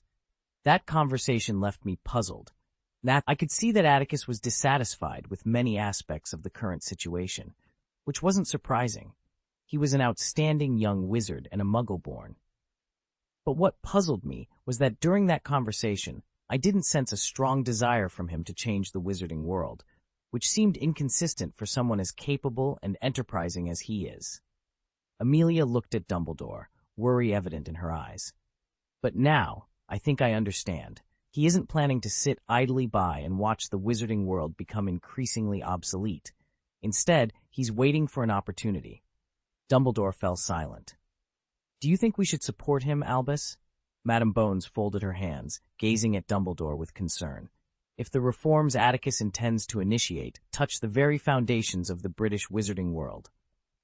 With all due respect, Amelia, Dumbledore began, changes that don't touch the foundations aren't really revolutions. The sun set in the west, sinking towards the horizon. The red halo painted the vast black lake a bloody hue, as if foreshadowing an impending storm. You mean? Amelia raised her eyebrows. Will you support it? Dumbledore smiled, a smile that carried the weight of years, making his wrinkled face appear even older. Amelia, you must understand that whether we support it or not is of little consequence to Atticus. Even if we oppose it, he can wait until the day we are powerless to stop it. So I'd rather Atticus start now, where we can witness the change. If he becomes too aggressive with some of his actions, at least now I can still reason with him. That sounds, Amelia pursed her lips, shuddering.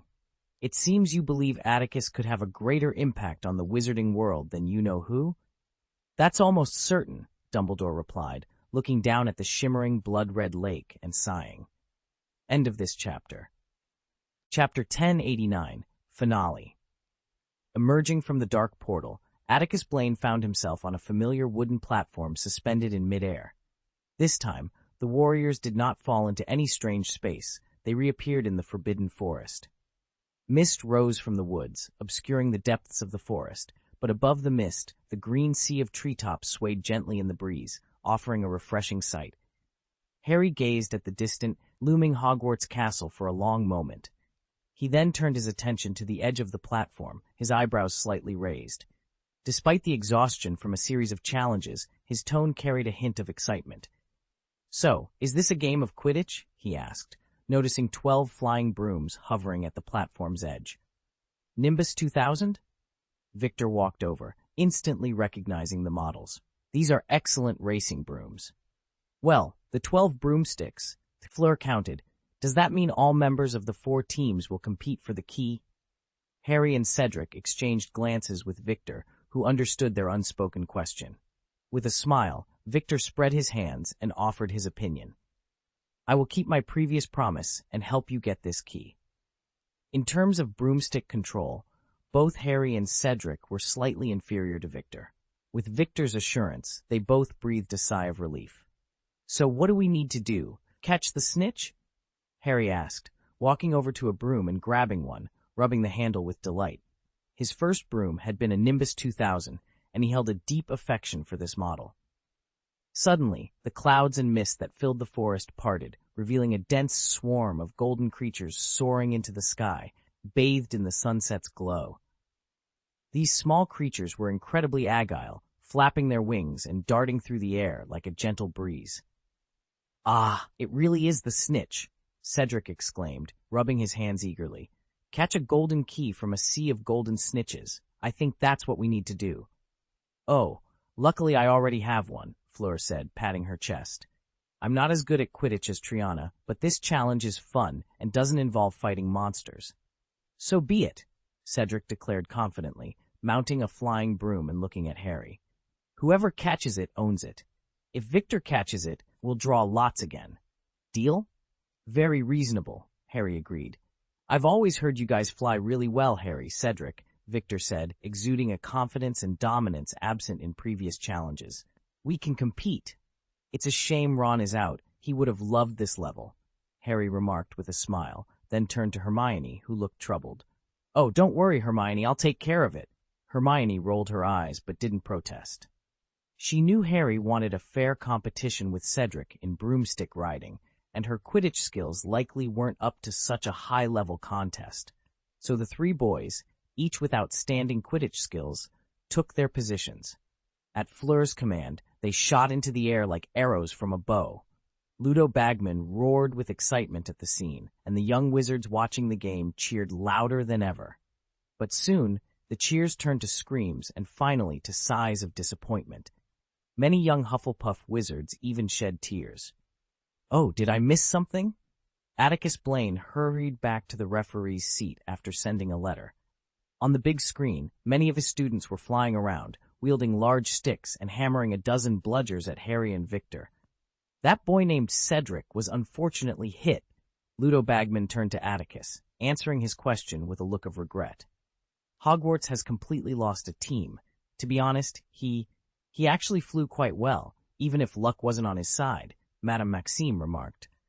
"Your students emerging from the clouds and the numerous bludgers caught him off guard. After navigating so many obstacles, it's no wonder he's not as agile as usual." "If Potter falls too," Dreggern interjected suddenly, "Hogwarts might be in danger." "Winning, or lose, Ning isn't the most important thing. Vip," Dumbledore replied with a sideways smile. "As the first Triwizard tournament in many centuries, I believe Atticus Blaine arranged these competitions to foster mutual understanding and cooperation among the three European magic schools." "Oh, this is certainly something I'm looking forward to," Atticus nodded, smiling. "I hope these outstanding young people can work together to overcome the challenges ahead." Maxime and Dreggern fell silent, their expressions touched. Durmstrang and Beauxbatons had traveled from afar, undoubtedly hoping to claim the Triwizard Cup at Hogwarts. Yet, both principals had to concede that the first Triwizard tournament in centuries was more than just a contest of victory or defeat. Finding a golden key among hundreds of golden snitches was no easy task. During physical education classes, students from the three remaining schools wielded sticks and used bludgers to disrupt the competitors. Even a world-class Quidditch seeker, like Victor, and a once-in-a-century talent like Harry, found it difficult to seize the key under such conditions. However, adversity can be turned into an advantage. After several failed attempts, Harry and Victor realized they needed a new strategy. Instead of focusing solely on grabbing the key, they used their exceptional flying skills to lead others astray. One by one, the disruptors were knocked off the field by bludgers hit by their own teammates. Finally, Victor employed his signature move to distract the jammers, allowing Harry to dive into a swarm of golden snitches and secure the crucial key for Hogwarts. As the sun dipped below the horizon, casting a dim red glow, Victor and Harry, battered and bruised, flew back to the platform suspended in the air. "Here you go, Hermione," Harry said, grimacing in pain from the countless bludger hits, yet managing a stubborn smile as he handed the key to Hermione, whose eyes were red with emotion. A dazzling golden light enveloped Hermione the moment she took the key. Under the astonished gaze of the remaining four, a stone platform rose in the center of the wooden platform, revealing, "Oh, I think this is it!" Fleur exclaimed, her face filled with astonishment as she stared at the glowing object encased in a transparent glass cover. "The Triwizard Cup!" Victor, exhausted and in awe, added, "Whoever gets it will win the Triwizard tournament." But it was clear that things were not so simple. The 3 keyholes on the base of the glass cover indicated the purpose of the keys they had been fighting for. "I think the key we have is meant to open this glass cover," Hermione said in a low voice as the remaining 4 drew closer, exchanging silent glances. What should they do? Victory and honor were within reach. If they could seize the other 2 keys, they could claim everything. A final duel? Everyone pondered this question. Although the remaining warriors and assistants of Hogwarts were more skilled in dueling, Harry and Hermione were now exhausted, and their advantage was not as pronounced. Fleur looked at Hermione and Harry, as if wanting to say something but hesitating, while Victor frowned, clearly frustrated with the situation. Harry gazed at the exquisite Triwizard Cup, memories of the match flashing through his mind. Throughout the competition, it felt more like cooperation than rivalry. Harry glanced at Hermione, who immediately caught on to his unspoken request. "If you don't mind," she said, understanding Harry's predicament. Hermione hesitated only briefly before her expression turned serene. She smiled warmly at Victor and Fleur. "We can take the trophy together." "Together?" Victor exclaimed, lifting his head in surprise to meet Hermione's gaze. "You mean—" "Exactly what you're thinking, Victor," Hermione replied, her smile unwavering. Harry, who had been watching her closely, exhaled a long sigh of relief and shared in her happiness. "Oh, ha-ha!" Fleur twirled a strand of her hair, her initial surprise giving way to a charming smile. "I'm starting to like you a little, Hermione." "Then let's do it together," Victor agreed, his smile now one of genuine relief. The 3 of them inserted their keys into the keyhole simultaneously. As the glass cover dissolved in a pale golden flame, the trophy was revealed, gleaming in the open air. "Let's do this!" Harry exclaimed, his spirits high. He looked around at his companions and declared loudly, "Let's bring this year to a close." End of this chapter. Chapter 1090, A Hasty End. On the high platform, under the crimson glow of the setting sun, the image of 4 young wizards jointly raising the Triwizard Cup became an eternal classic. Years later, this iconic moment would be fondly recalled and passionately discussed whenever the Triwizard Tournament was held. At the edge of the Forbidden Forest, in the viewing area, spectators watched the scene unfold on the big screen in silence. Suddenly, applause erupted like thunder. The crowd expressed their emotions freely, and the resounding cheers seemed to disperse the clouds, echoing louder than crashing waves. The enthusiastic celebration had begun. The Great Hall of Hogwarts transformed into a sea of joy. All those injured during the tournament joined in after receiving basic treatment. Hermione, Victor, and Fleur, along with Cedric, who had unfortunately exited the stage before the final scene, lifted the Triwizard Cup once more in front of everyone.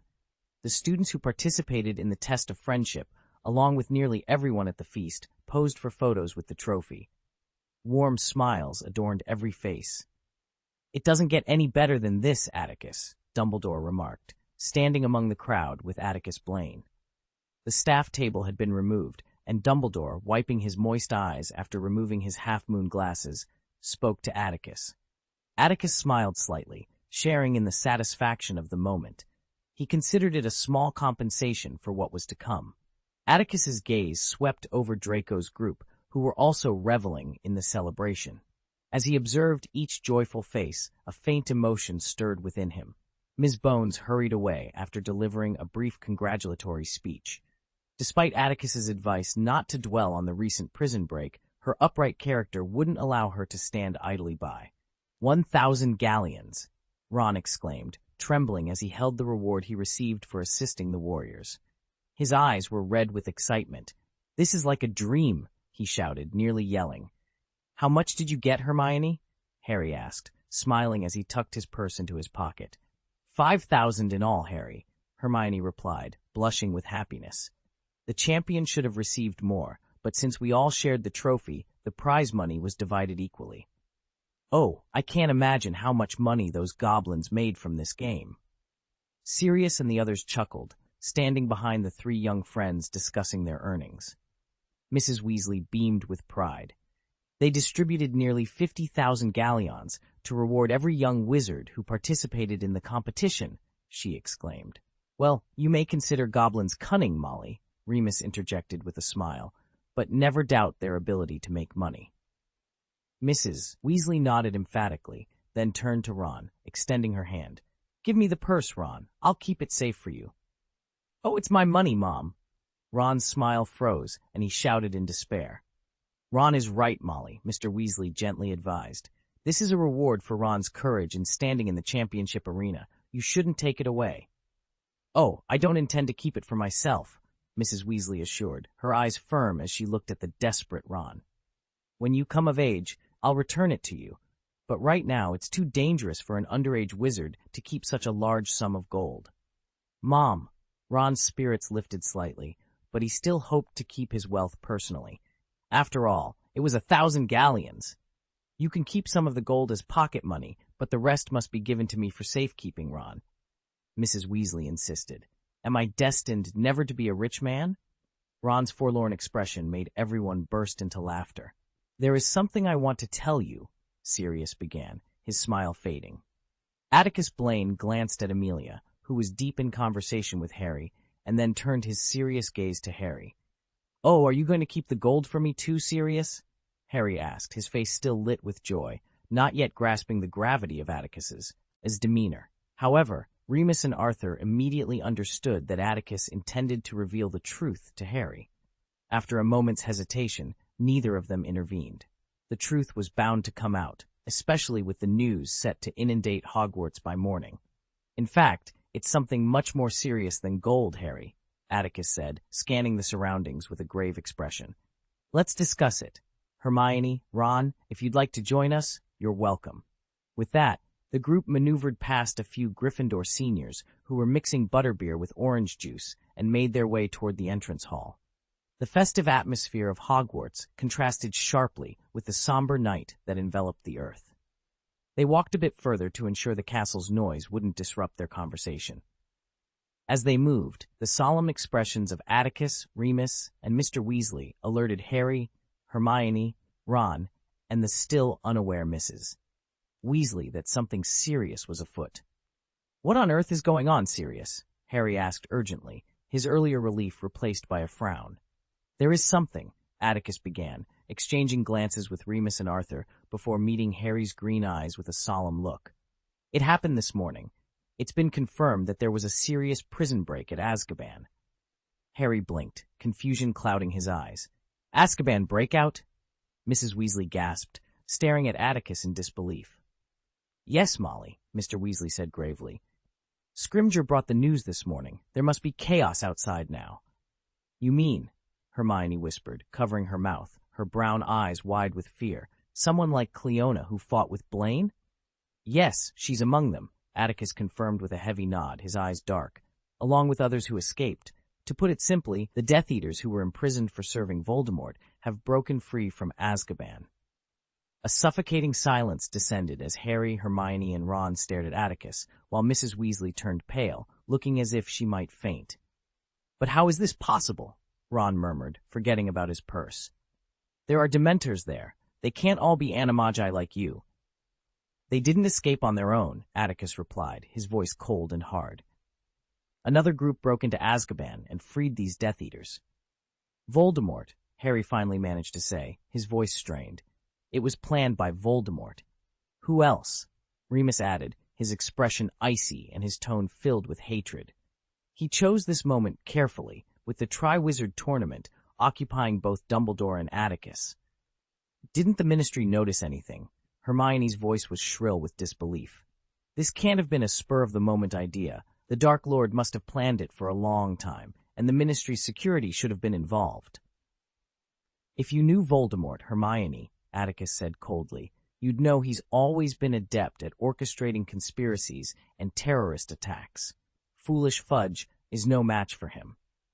The thought of Azkaban's escapees reuniting with Voldemort and his growing power made Harry's heart race and his head spin. He recalled the panic that swept the wizarding world when Atticus had escaped Azkaban alone, and now all the Death Eaters imprisoned there had been freed. What does this mean? Harry asked, his voice heavy with dread. He had yet to comprehend the chaos that had engulfed the wizarding world beyond Hogwarts. It means the war has begun, Harry. A calm voice emerged from the shadows, immediately capturing everyone's attention. Oh, Atticus! Sirius and the others quickly stepped forward to greet him.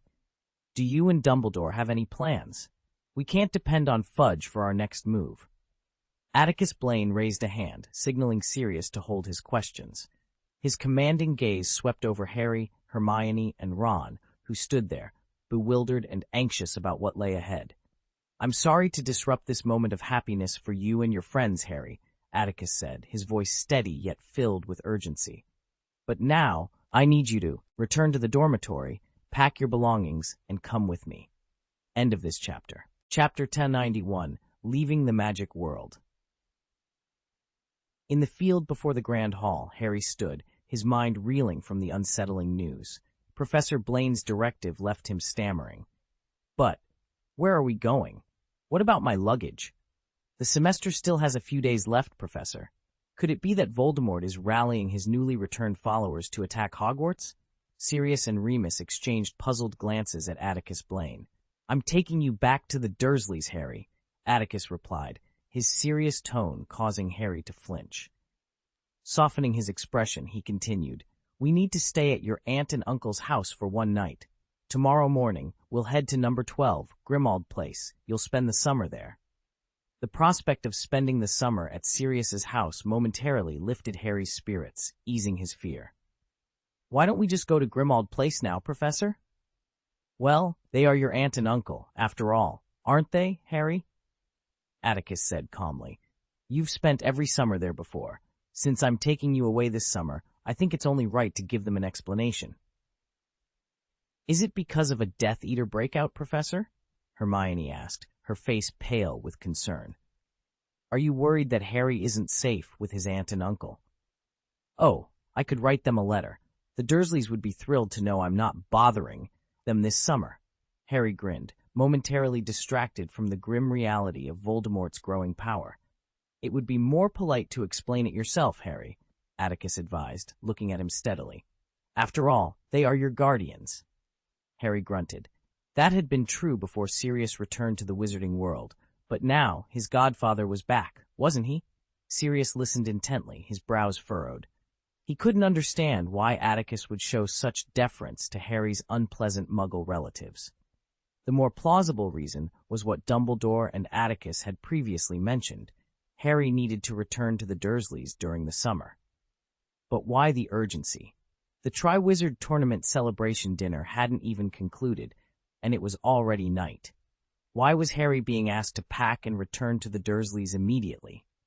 Atticus's unusual urgency cast a shadow over everyone's thoughts.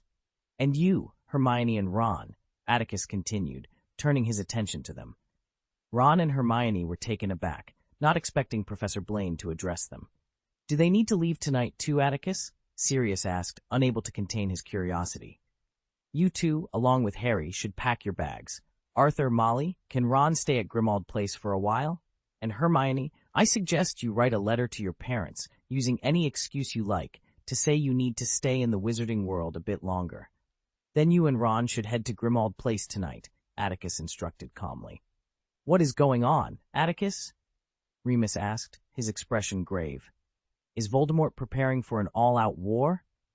The three young wizards perked up, staring at Professor Blaine in astonishment. Go on, hurry and pack your bags, Atticus urged, his tone leaving no room for argument. Reluctantly, the trio departed. Not Voldemort, Remus, Atticus finally responded, once Harry and the others had vanished into the towering entrance hall. Kingsley sent word that he overheard Fudge and Dawlish plotting something in the minister's office.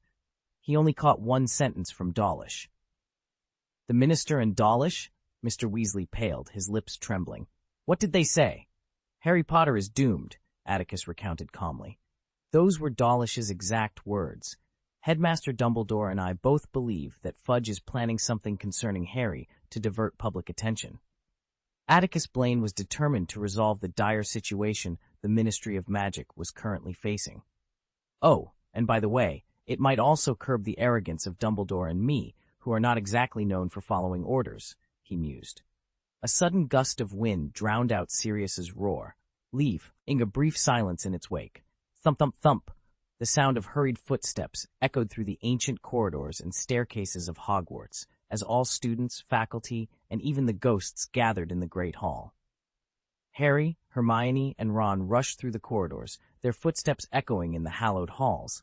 "Hoo-hoo, Hermione!" Harry panted. "Don't ask me, Harry," Hermione replied, her face glistening with sweat, illuminated intermittently by the flickering torches. She shrieked, "Unless, as Remus said, you-know-who is planning to launch an all-out war after gathering his old followers." The weight of the words all-out war left the trio breathless. "But that's impossible, isn't it?" Ron stammered as they approached the corridor leading to the fat lady's portrait. "Even if it's you-know-who, he can't possibly take on the Ministry of Magic, Professor Dumbledore, and Professor Blaine all at once, can he?" "He's a completely evil and insane dark wizard, Ron," Harry replied, ignoring the fat lady's grumbling as she reluctantly swung open to let them through. "It's foolish to expect Voldemort to think rationally. He might really be planning to wage war against the wizarding world, Professor Blaine, and Professor Dumbledore."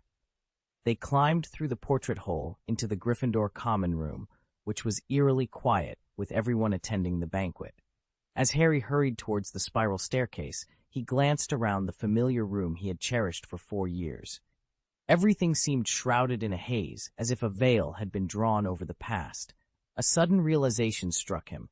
From this moment on, everything would change.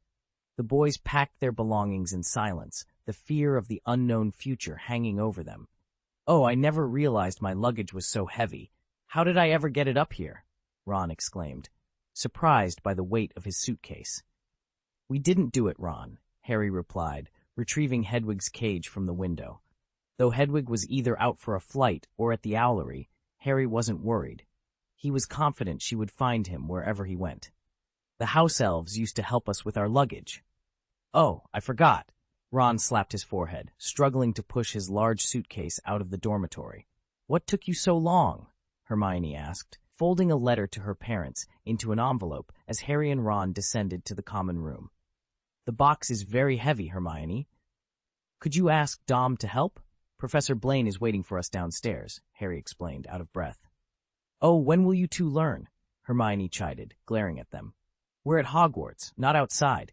A levitation spell will do the trick." Harry and Ron exchanged sheepish glances, then silently drew their wands. As they passed through the entrance hall again, it was still bustling with activity.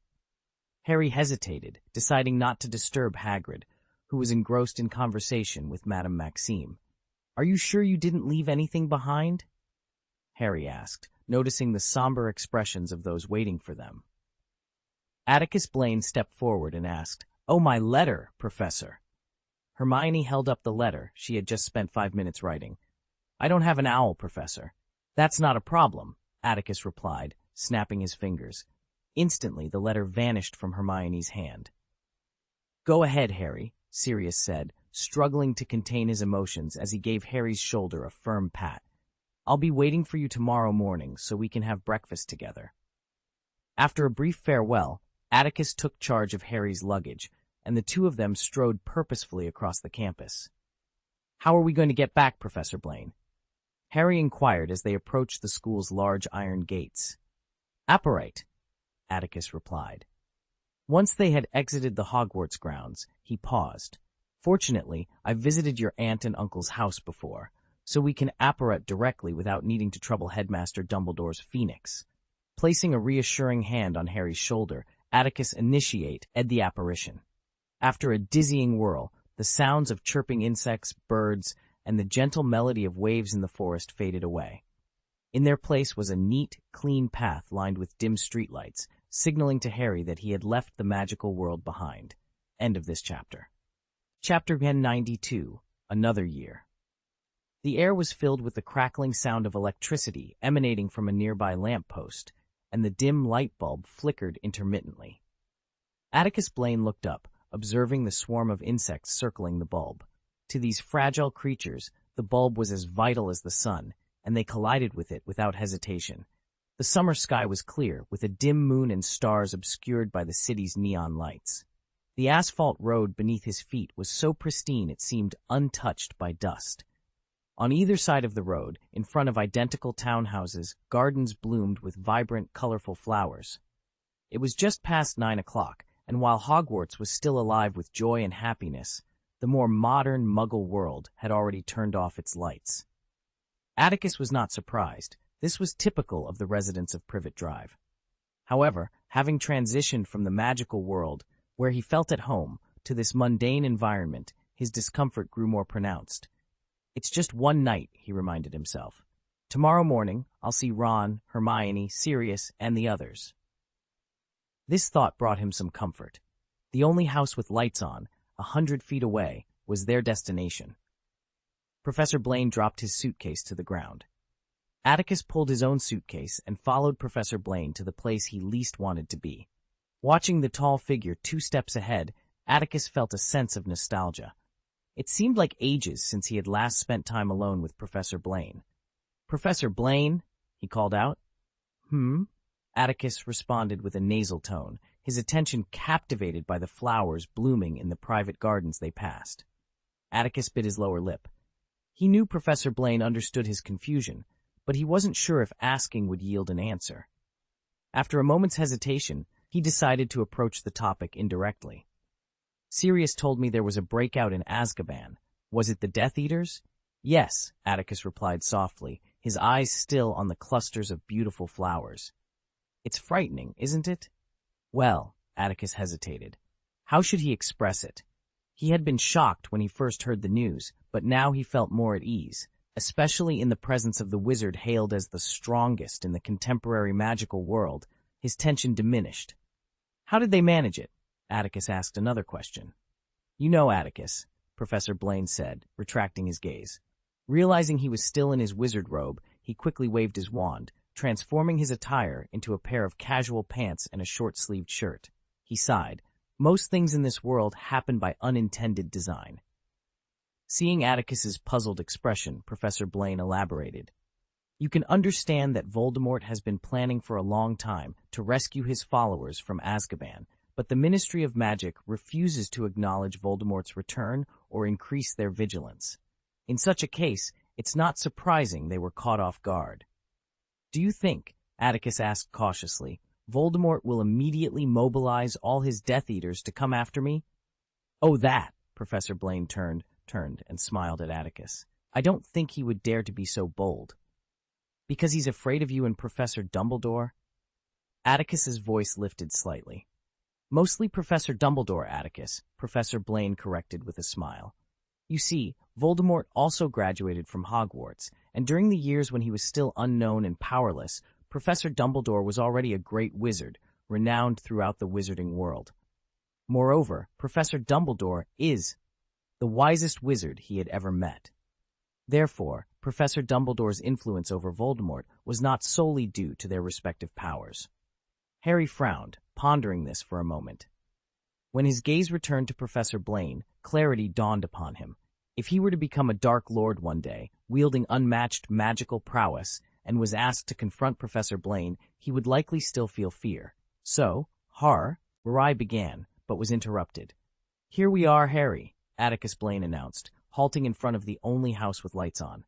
"I'll knock on the door." Harry exclaimed eagerly, rushing forward as Atticus surveyed the Dursleys' garden. Boom, boom, boom. As soon as Harry knocked, the sounds of clattering tables and chairs, along with muffled cries of pain, emanated from within the house. At least 2 glasses shattered, followed by hurried footsteps. Harry retreated a few steps to stand beside Professor Blaine. Click. The door swung open, revealing Uncle Vernon and Aunt Petunia. Their expressions were a mix of panic and anger, just as Harry had anticipated. However, Aunt Petunia's face was unnaturally pale, while Uncle Vernon's round visage was a deep shade of liver. "Good evening, Mr. and Mrs. Dursley." Atticus stepped forward, smiling politely as he extended his hand. "I trust my visit isn't unexpected, as I sent an owl with a letter earlier. I'm sure you received it?" Uncle Vernon appeared breathless, and Aunt Petunia eyed Professor Blaine's outstretched hand with trepidation, as if it harbored deadly germs. Yet, Uncle Vernon mustered the courage to brush his fingertips against Professor Blaine's. Harry suspected this was due to Professor Blaine's imposing presence. Otherwise, they would never dare touch a wizard. "So, Harry," Atticus turned to him with a smile, "after a year apart, won't you greet your aunt and uncle?" "Oh, Harry stammered, memories of last summer's unpleasantness flashing through his mind. He nodded awkwardly at the Dursleys. "Good evening, Uncle Vernon, Aunt Petunia. Well, I'm back." "That's much more polite," Atticus nodded approvingly, casting a graceful glance at the Dursleys. "May I assume I'm welcome in your home?" "Ahem, Uncle Vernon stammered, stepping back with a gasp. "Thanks." Atticus nodded in gratitude and stepped over the threshold with elegance. "I must say, your agapanthus is blooming beautifully. Well, Harry, let me help you with your trunk."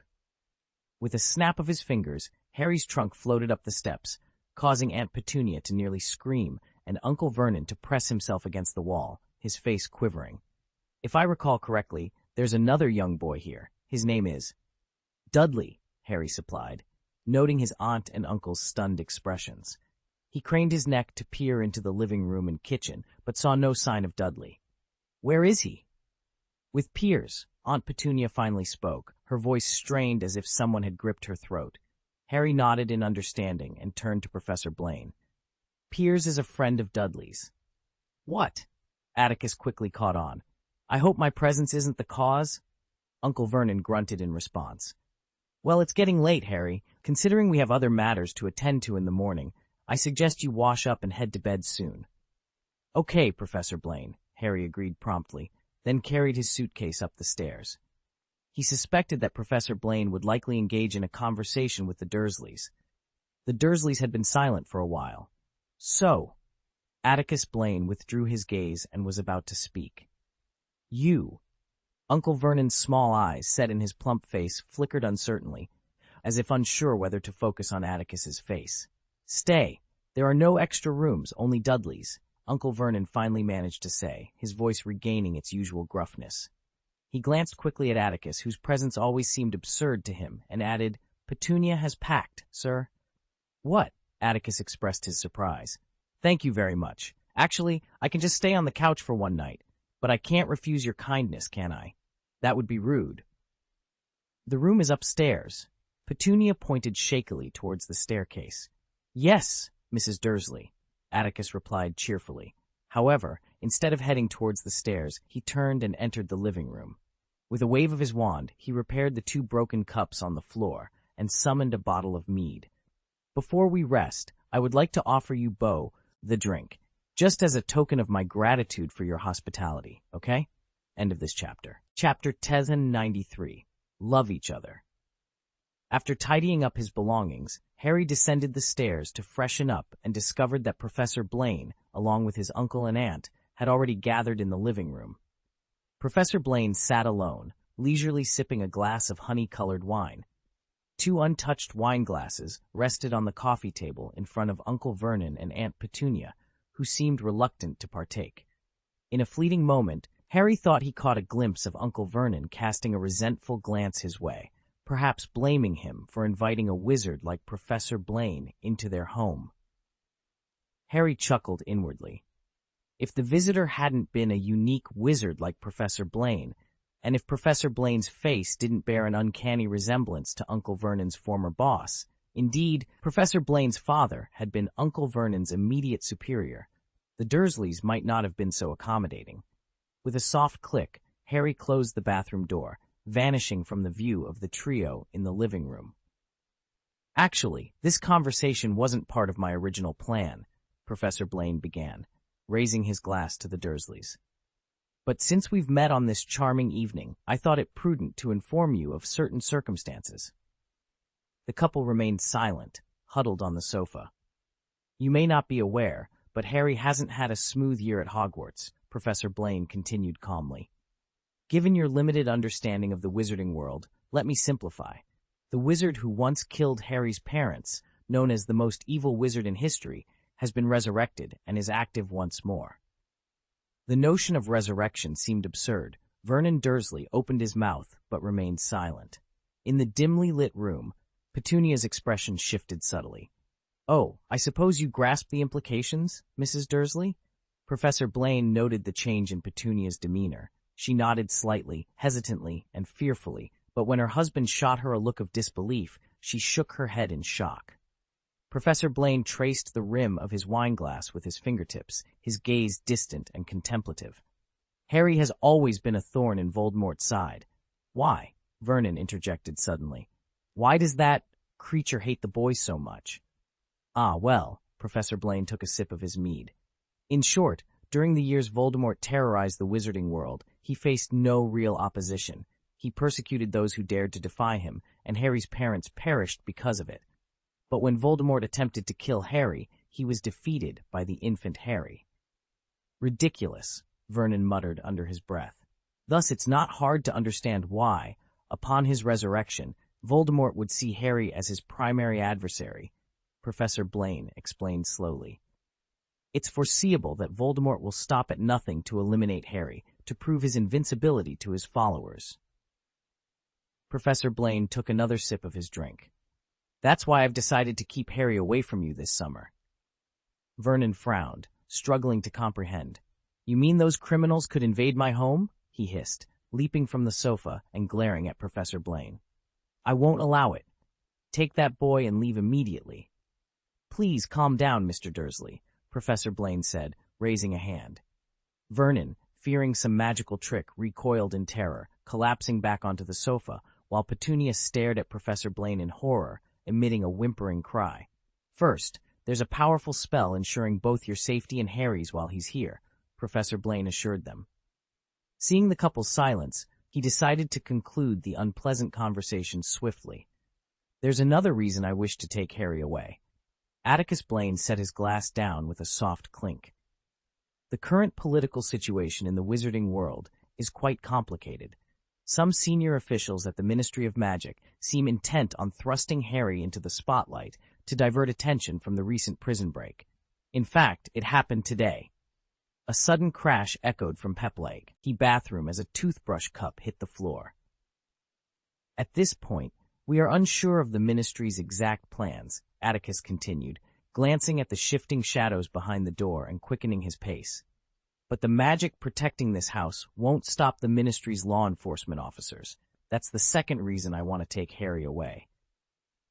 Despite Atticus's attempt to be concise, the weight of his words left the Dursleys bewildered. They huddled together, staring blankly at the bathroom door, unable to comprehend what made their nephew so significant. That's the situation, Atticus said, waving his hand. The wine bottle and glass on the coffee table vanished. A smile returned to his face as he bowed slightly to the Dursleys. Thank you again, both of you. With that, he exited the living room and ascended the stairs, leaving the Dursleys in a daze. About 5 minutes later, Harry emerged from the bathroom. Mr. and Mrs. Dursley remained on the sofa, looking lost under the dim light. Despite the trouble he faced, Harry felt a pang of sympathy for his uncle and aunt. They despised anything strange or novel, yet fate had placed a wizard like him in their care, a wizard who was always embroiled in trouble. To ensure a peaceful summer without enduring the hardships of Privet Drive, Harry felt compelled to speak to his uncle and aunt. It's just one night. I'll leave tomorrow morning, he said, trying to ignore the dreadful news he had just heard. It won't cause you much trouble. Listen, boy. Uncle Vernon leapt from the sofa, his face twisted with anger. He strode towards Harry, ready to roar, but restrained himself, wary of disturbing the young man upstairs. His breathing was heavy, like a bellows. If you have any conscience and remember that we took you in, don't drag us into your mess. Tonight is your last night here. From now on, don't set foot in this house again. Believe me, if I had a choice, I wouldn't want to come back. Harry's fleeting sympathy vanished, replaced by rising anger. He met Uncle Vernon's glare without flinching. Uncle Vernon raised his large hand, and Harry braced himself, expecting to be grabbed by the hair or collar. Vernon. Aunt Petunia hurried in from the living room, whispering, "That man is still upstairs." Uncle Vernon's face twitched, and he slowly lowered his hand. "You go to bed," Aunt Petunia said, looking at Harry. With a sullen expression, Harry turned and headed up the stairs. "Wait," Aunt Petunia called out just as he was about to disappear from view. Harry frowned, stopping to look back. Her expression was strange, not angry like Uncle Vernon's, but filled with a fear Harry couldn't quite understand. "That wizard Voldemort? None of you can deal with him?" she asked. Harry blinked in surprise, then composed himself. "Of course there are. Professor Blaine is one of them, as well as the headmaster of Hogwarts, Professor Dumbledore. I believe they all have the potential to defeat Voldemort, but—" Harry paused, his voice steady with a calmness he couldn't quite comprehend. "Sacrifice is certainly inevitable." End of chapter. Chapter 94, The Storm Ends. The sun was at its zenith, casting a brilliant golden light through the gaps in the curtains, illuminating the brown wooden floor of the second-floor bedroom. The once dim room gradually brightened as the sunlight diffused. The uncomfortable glare made Harry's eyelids twitch, prompting him to turn over and pull the quilt over his head. However, the oppressive summer humidity soon forced him to uncover his head, raising a hand to shield his eyes from the light. Outside, the crisp chirping of sparrows on the roof gradually brought Harry back to consciousness. It had been a dreamless night, one where it felt as though he had merely blinked and the night had turned to day. This wasn't due to the comfort of the long-missed bedroom at the Dursleys, but rather the exhaustion from the previous day's Triwizard tournament, which had drained all his strength and energy. Despite remembering why he was at the Dursleys and where he needed to go today, Harry found it difficult to convince his aching body to move. A dark cloud drifted across the sky, dimming the bright sunlight, while a rising breeze began to dispel the room's humidity and heat. The thought that Professor Atticus Blaine might already be up and waiting for him finally spurred Harry to abandon the idea of taking a nap. With a groan full of fatigue and reluctance, he forced himself to break free from the bed's embrace. Having slept so deeply, Harry's left eyelid was stubbornly stuck shut, while his right eyelid drooped heavily. Rising from bed seemed to have consumed all the willpower and physical strength that a good night's sleep had replenished. He sat on the edge of the bed, staring blankly at the light and shadows dancing like waves on the white wall opposite. After nearly 10 minutes, the buzzing of cicadas outside the window finally became clear to him. He smacked his lips twice and slowly reached for his glasses beside the pillow. As the fog in his vision cleared, Harry picked up the gold watch given to him by Professor Blaine, which lay on the desk. It read 8:40. Harry sighed heavily. It wasn't too late, but it was certainly too late to make it to number 12 Grimmauld Place for breakfast with Sirius, Remus, Ron, and Hermione. Should he sleep a little longer? Staying with the Dursleys for a while longer wouldn't be the end of the world. Perhaps after leaving this time, he would never return. Harry struggled to resist this tempting thought. Maybe Professor Blaine wasn't even up yet, he mused. Constructing all those grand scenes for the third game must have been exhausting, even for him. Clang! Laziness finally won, and Harry let himself fall back onto the bed. Boom! Just as he closed his eyes, a loud noise erupted from the first floor. The microwave must have exploded, Harry thought, but the terrified scream that followed quickly dispelled that notion. He jumped up from the bed, surprise etched on his face. The commotion downstairs continued unabated. "Who are you? How dare you?" Uncle Vernon's roar followed Aunt Petunia's fading scream. What was happening? Harry's expression turned serious as he stood up instinctively. The sound of hurried footsteps reached his ears, accompanied by a chaotic mix of shouts, screams, the clatter of pots and pans, and the crash of tables and chairs. It was as if dozens of people had suddenly invaded the house, occupying every corner. Something was wrong. Harry realized this immediately. Without bothering to change out of his pajamas, he grabbed his wand from the desk and rushed downstairs. Atticus Blaine dashed out of his room, not even bothering to put on his shoes. Boom, boom, boom. He hurried down the wooden stairs, reaching the first floor in a flurry. The scene that met his eyes left him frozen in shock. Aunt Peggy and Uncle Vernon were cornered in the restaurant by an intruder, clinging to each other in fear. Aunt Peggy's eyes were wide with terror, tears streaming down her face, as if she might faint at any moment. Uncle Vernon, usually so domineering, was now a picture of horror, his entire body trembling, including his beard, which was as thick as Professor Dumbledore's. The intruders were everywhere. At least 30 of them had burst into the house, occupying the foyer, porch, kitchen, living room, dining room, and every corner of the first floor. They wore standard wizard robes, their expressions stern and their eyes cold. Atticus scanned the unfamiliar faces, his mind racing. Death Eaters? The thought flickered through his mind, but he quickly dismissed it. He had seen the Death Eaters when Voldemort was resurrected, and none of these faces matched those he remembered. Then, who could they be? Another possibility dawned on him, one that filled him with even greater dread. "You," Atticus croaked, his throat dry. Instantly, all the wizards raised their wands, aiming them directly at him. His emerald-green eyes contracted in fear, goosebumps prickling his skin, and his scalp tingling with anxiety. "Harry James Potter," a voice shattered the tense silence. A figure emerged from the kitchen, and Atticus strained to see over the shoulders of those in front of him. A sturdy wizard with short gray hair and a stern expression approached, fixing him with a cold gaze. "Answer my question." "What?" Atticus asked, bewildered. "Are you Harry James Potter?" the wizard Dawlish repeated, his voice heavy with authority. "I am," Atticus began, though it seemed a foolish question. Any wizard would recognize him by the scar on his forehead.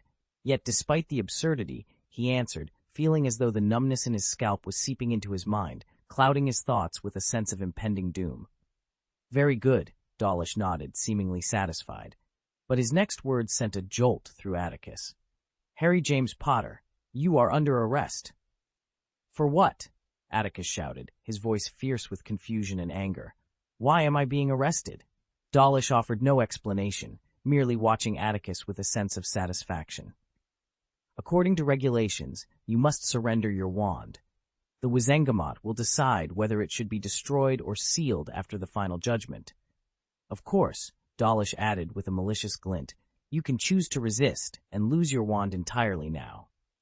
A wave of dizziness threatened to overwhelm Atticus, but his indomitable will kept him upright. "I want to know why I'm being arrested," he demanded, gritting his teeth, focusing on the one question that mattered most. "That's not our concern," Dawlish replied indifferently. "The Wizengamot will confirm the charges against you." With that, Dawlish signaled to his left and right, and two wizards stepped forward, ready to confiscate Atticus's wand. Suddenly, a violent explosion rocked the house, shaking its very foundations. The explosion had overturned the wine rack that separated the living room from the dining room, and a large hole gaped in the wall between the kitchen and the living room. Many of the intruders were swept away by the powerful blast, while the rest staggered, struggling to regain their footing. Sensing the dire situation, Dawlish lunged forward. As Harry raised his arm to shield himself from the swirling smoke and dust, Dawlish seized Harry's wand and pressed it against his temple. "Let go of Harry, you bastard!" Sirius emerged from the billowing smoke, his face twisted with fury. Following closely behind him were Remus, Tonks, Amelia, Mad-Eye Moody, and Daedalus Diggle. They stepped out from the dense cloud of smoke and dust, ready to confront the threat. End of this chapter. Place unscathed. The tension in the room was palpable, with every eye fixed on Dawlish, who stood unwavering, his grip on Harry unyielding. The air was thick with anticipation, as if the very walls were holding their breath. Atticus Blaine, standing slightly apart from the others, observed the scene with a keen eye. His presence was commanding, yet he remained silent, allowing the unfolding drama to play out. His mind raced with possibilities, calculating the best course of action to defuse the situation without further escalation. Dawlish, unfazed by the mounting pressure, sneered at Moody's demand. "The evidence is confidential, as you well know, Alastor. The Ministry doesn't owe you or anyone else an explanation. We act on orders, and those orders are clear." Moody's magical eye whirled furiously, reflecting his inner turmoil. "Confidential, my foot. You can't just waltz in here, accuse a child of murder, and expect us to stand by idly. This is a travesty of justice." Remus, still holding Sirius back, nodded in agreement. "We demand transparency, Dawlish. If you truly believe Harry is guilty, then show us the proof. Otherwise, you're nothing more than a pawn in Fudge's game." Harry, caught in the middle of this storm, felt a surge of gratitude towards his defenders. Despite the fear gnawing at his insides, he stood a little taller, bolstered by their unwavering support. Dawlish's expression hardened, his patience wearing thin. "Enough. This is not a debate. The Ministry's decision is final, and any interference will be met with severe consequences." Atticus Blaine finally stepped forward, his voice calm yet authoritative. "Dawlish, surely you understand the gravity of your actions. We are not questioning the authority of the Ministry, but the integrity of its actions. If you proceed without due process, you risk undermining the very foundation of our justice system." The room fell silent, the weight of Atticus's words hanging heavily in the air. Dawlish hesitated, a flicker of doubt crossing his face. But before he could respond, a sudden commotion erupted from the fireplace, drawing everyone's attention.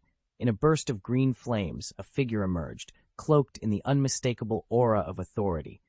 It was Dumbledore, his presence instantly commanding respect and attention. His eyes, twinkling with a mix of wisdom and resolve, surveyed the room.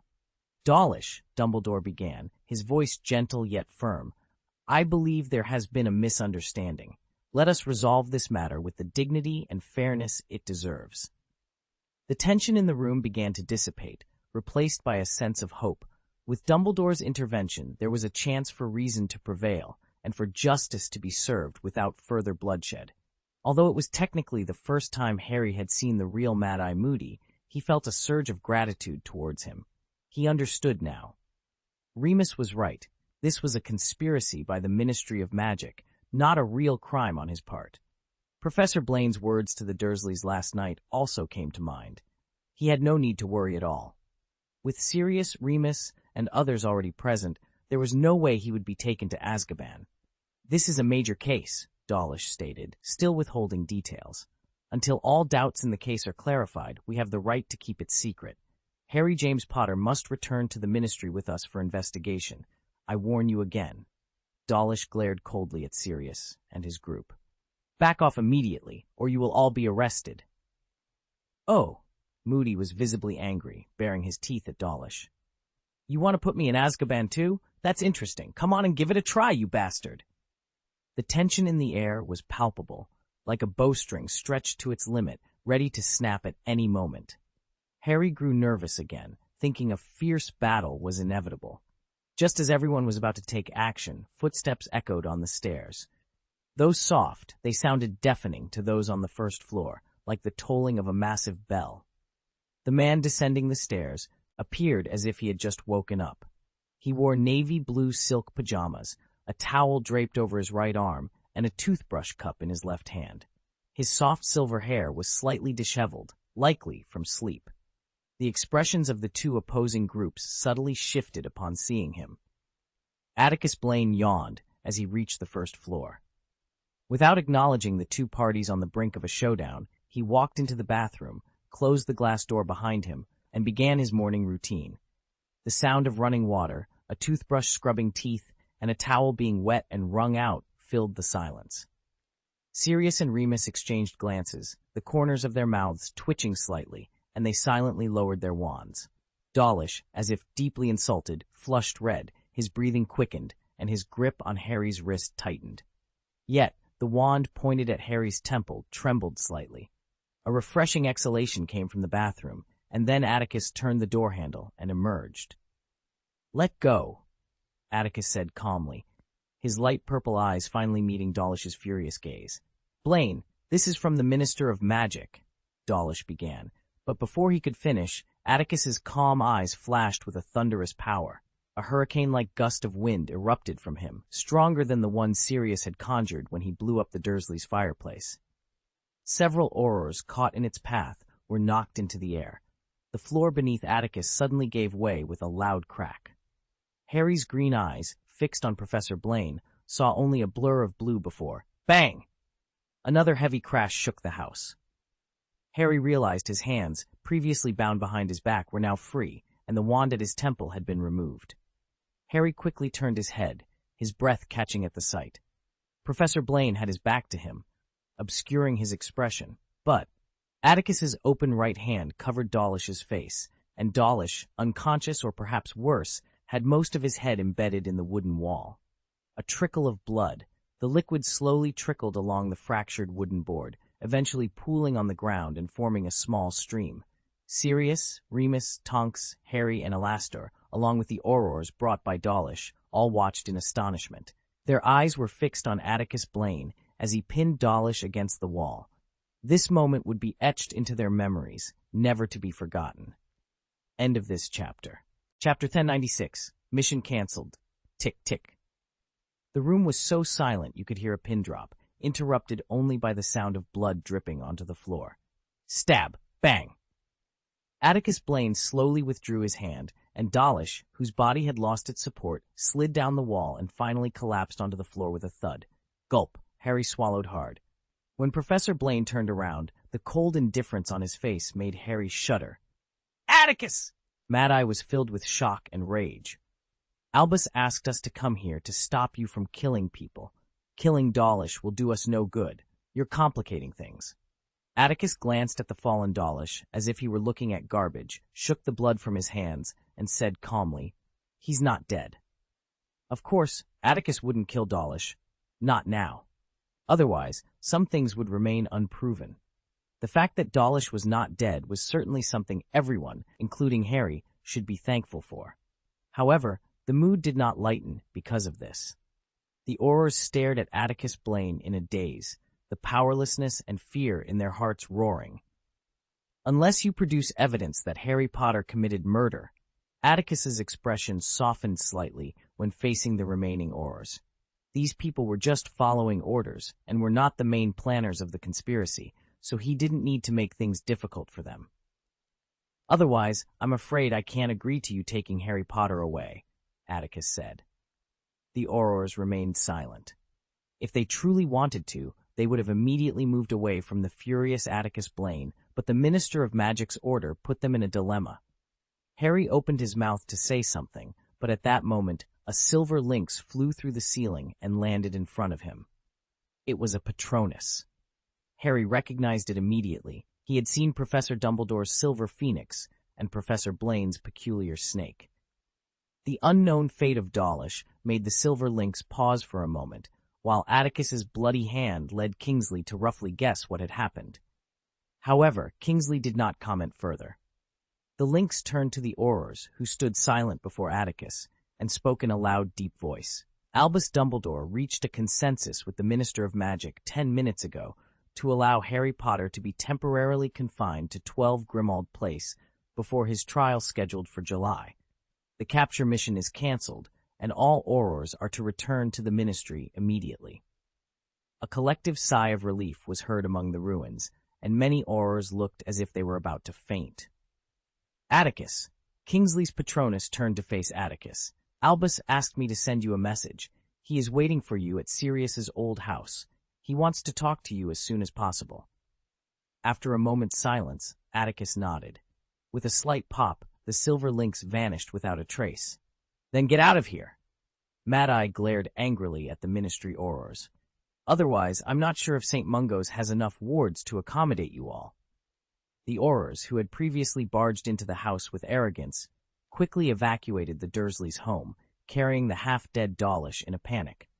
Although the heavy atmosphere in the house was not entirely relieved by the Aurors' withdrawal, the solemnity in the air finally dissipated.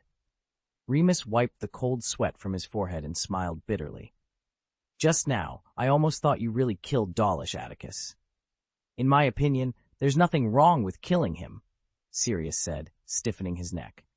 At least it would give Fudge a warning not to overstep. I agree, Tonks chimed in with a pleasant smile. Then we'll send Atticus to Azkaban with Harry. Atticus Blaine was undoubtedly telling a joke, but no one else was laughing.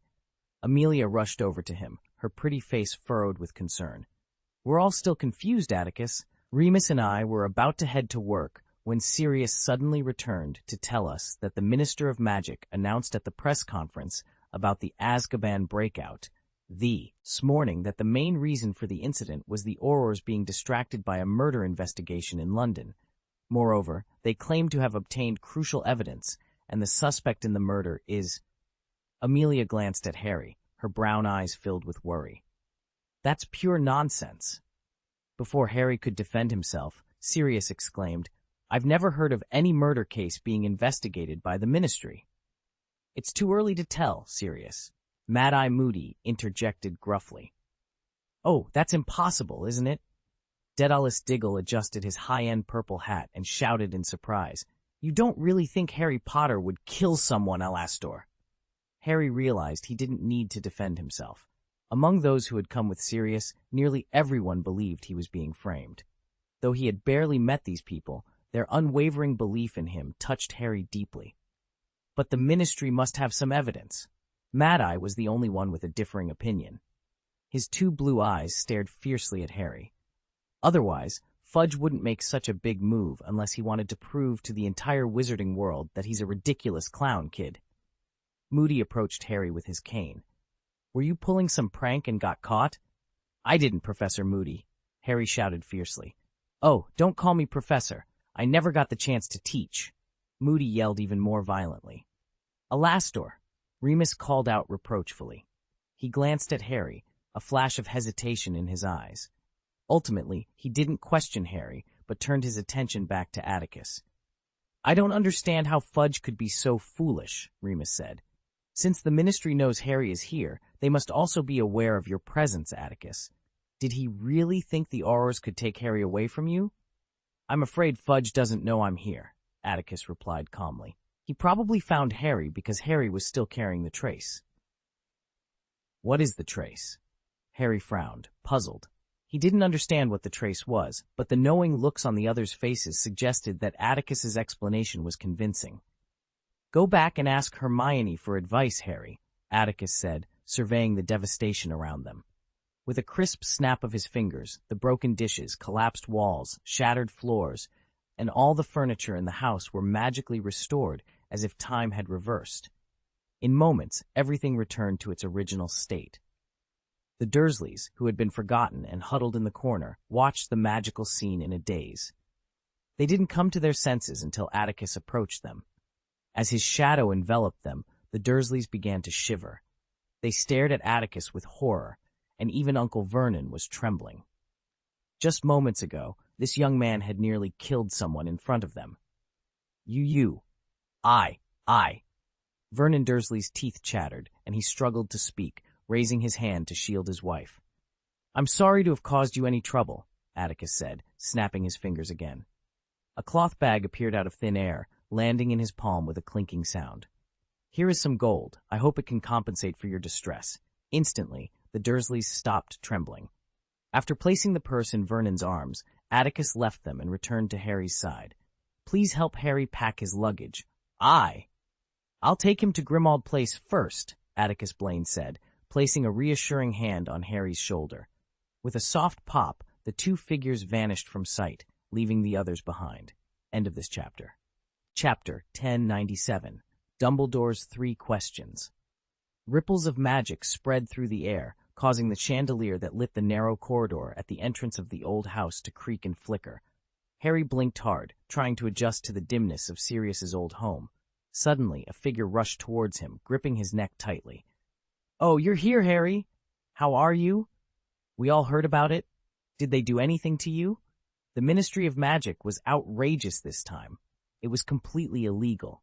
They didn't produce any evidence. Words are not enough. Hermione's frantic words tumbled out, but they brought warmth to Harry, dispelling the chill of knowing he had been framed by the Minister of Magic himself. "Let him go, Hermione. You're strangling him," Ron said, stepping out from the crowd. Harry looked at him and noticed that although Ron appeared calm, his face was pale. The corridor was crowded, not just with Ron and Hermione. The entire Weasley family was there, their eyes filled with concern, especially Ginny, whose gaze was heart-wrenching. "You're all here?" Atticus Blaine asked, surprised as he looked at the Weasley children. "Yes, after you left last night, Arthur and I discussed it. Since the summer vacation is just a few days away and the exams are over, we brought them all here. Sirius also hopes this place will be more lively," Mrs. Weasley explained. As Hermione released Harry, she quickly rushed over and enveloped him in a hug. "We were having breakfast when Arthur suddenly brought a message saying that the Minister of Magic announced he had sent Aurors to arrest you. This is too outrageous of the Ministry. Such a ridiculous thing has never happened before." Mrs. Weasley held Harry's face in her hands, her eyes full of pity. "I bet you're terrified, aren't you?" "Oh," Harry finally managed to speak, smiling at everyone. "It's actually okay." But no one believed Harry's reassurance. The authority of the Ministry of Magic was deeply ingrained in people's minds. How could an underage wizard not feel afraid when being pursued by Aurors, especially since Harry had not completely escaped the storm and would face trial in more than 20 days. "Why are you barefoot, Harry?" Ginny noticed Harry's bare feet and pointed it out. "The Aurors arrived so suddenly." Harry wiggled his toes awkwardly under the scrutiny of the group. I haven't had time yet. Oh, Sirius and the others will bring my luggage over shortly. But standing on the ground barefoot is not right. Mrs. Weasley patted Harry on the head. I bet you didn't have time to eat breakfast. I'll get you something to eat, dear. Your room with Ron is on the 3rd floor. You can go to bed and wait for your luggage to arrive. Then Mrs. Weasley turned to Atticus Blaine with a smile. Dumbledore is waiting for you in the kitchen, Atticus. Oh, I must say, I've never seen him so angry. Thank you, Molly, Atticus nodded. I'll go see him right away. With that, he left Harry's side and headed towards the kitchen at the end of the corridor leading to the basement. The Weasleys quickly stepped aside to make way for him. Fred quietly nudged George in the ribs, signaling with his eyes to look at Professor Blaine. Do I need you to remind me? George whispered, watching Professor Blaine's back in awe as he disappeared into the basement. You guys accompany Harry upstairs. Mrs. Weasley glared at the twins.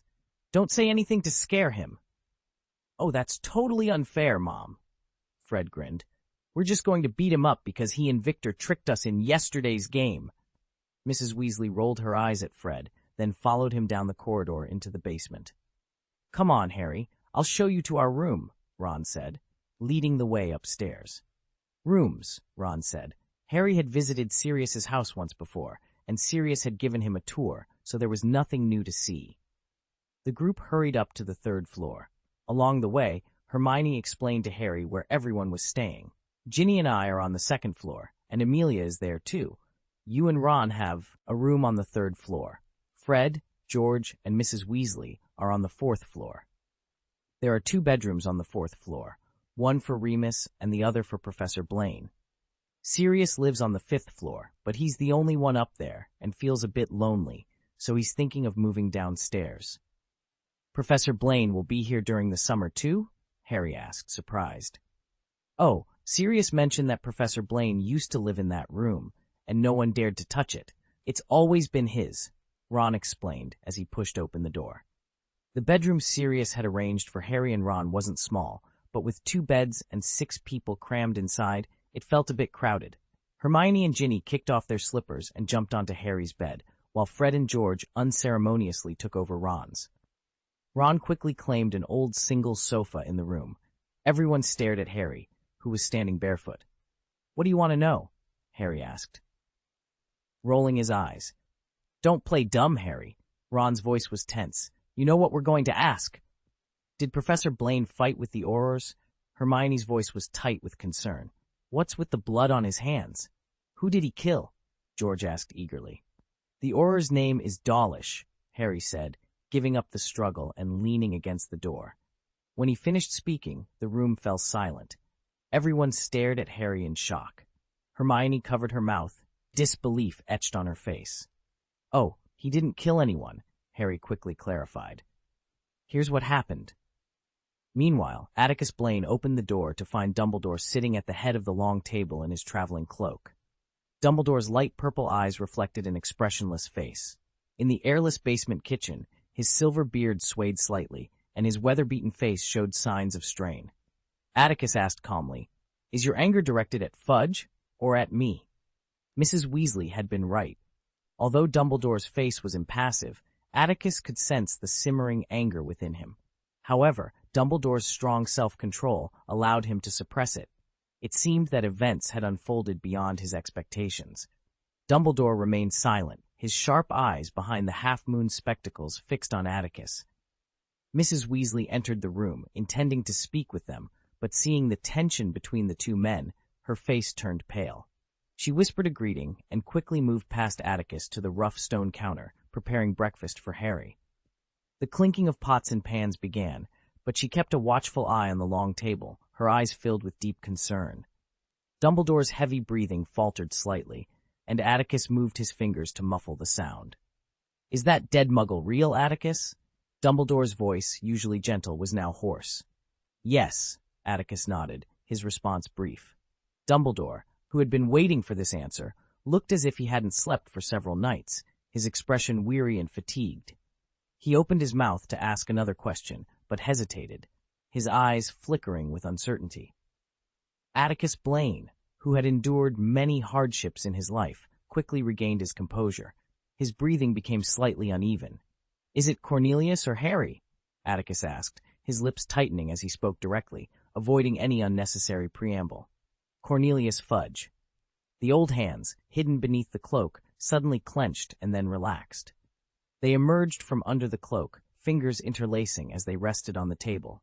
The hesitation in Dumbledore's eyes transformed into a look of complexity. "Did you witness it firsthand, or did you learn about it afterward, Atticus?" End of this chapter. Chapter 1098, Opinions. "What do you think, Headmaster Dumbledore?" Atticus Blaine asked with a smile. Despite the question, Dumbledore did not appear displeased. Instead, he seemed to relax completely. He remained silent, however, staring at his hands with a look of exhaustion and deep sadness. The silence between them stretched on until Mrs. Weasley entered the room, breaking the stillness. "Oh, Atticus," Mrs. Weasley said, clearly sensing the tension in the air. She appeared slightly nervous as she held a plate. "I thought, since Harry didn't have breakfast, you might." "Thank you very much, Molly," Atticus replied cheerfully, accepting the plate. "I am indeed hungry." Mrs. Weasley pursed her lips, forcing a smile, and left the breakfast for Harry with Atticus. After taking a few steps, she paused and turned back, casting a worried glance at the two men seated at the table. "I suppose you aren't quarreling?" "Don't worry, Molly," Dumbledore reassured her, finally dispelling the sadness from his face with a smile. "Atticus and I were merely discussing the current troubles Harry is facing."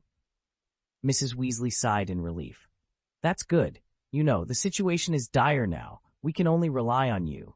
With that, she exited the kitchen. "I'm sorry, Atticus," Dumbledore said, his blue eyes glistening with emotion, touched by Mrs. Weasley's words. "It's not that I don't trust you. It's just that in this long life, mistakes are inevitable. What's more important is to learn from them." Atticus focused on cutting an omelette on his plate. "So, do you plan to give Fudge another chance to wake up, Headmaster Dumbledore?" Dumbledore sighed heavily, falling silent once more. "I'm not that generous, Headmaster Dumbledore." After finishing his meal, Atticus set down his fork, carefully wiped his mouth with a napkin, and looked at Dumbledore with calm determination. This time, Fudge must step down, and the Ministry of Magic must be reformed. "I'm sure you can do it, Atticus," Dumbledore said. "But have you considered that Fudge's supporters control every aspect of the British wizarding world? If they choose not to back Amelia, the lives of ordinary people will suffer greatly." "Amelia herself represents the interests of some ancient families," Atticus replied, raising a finger.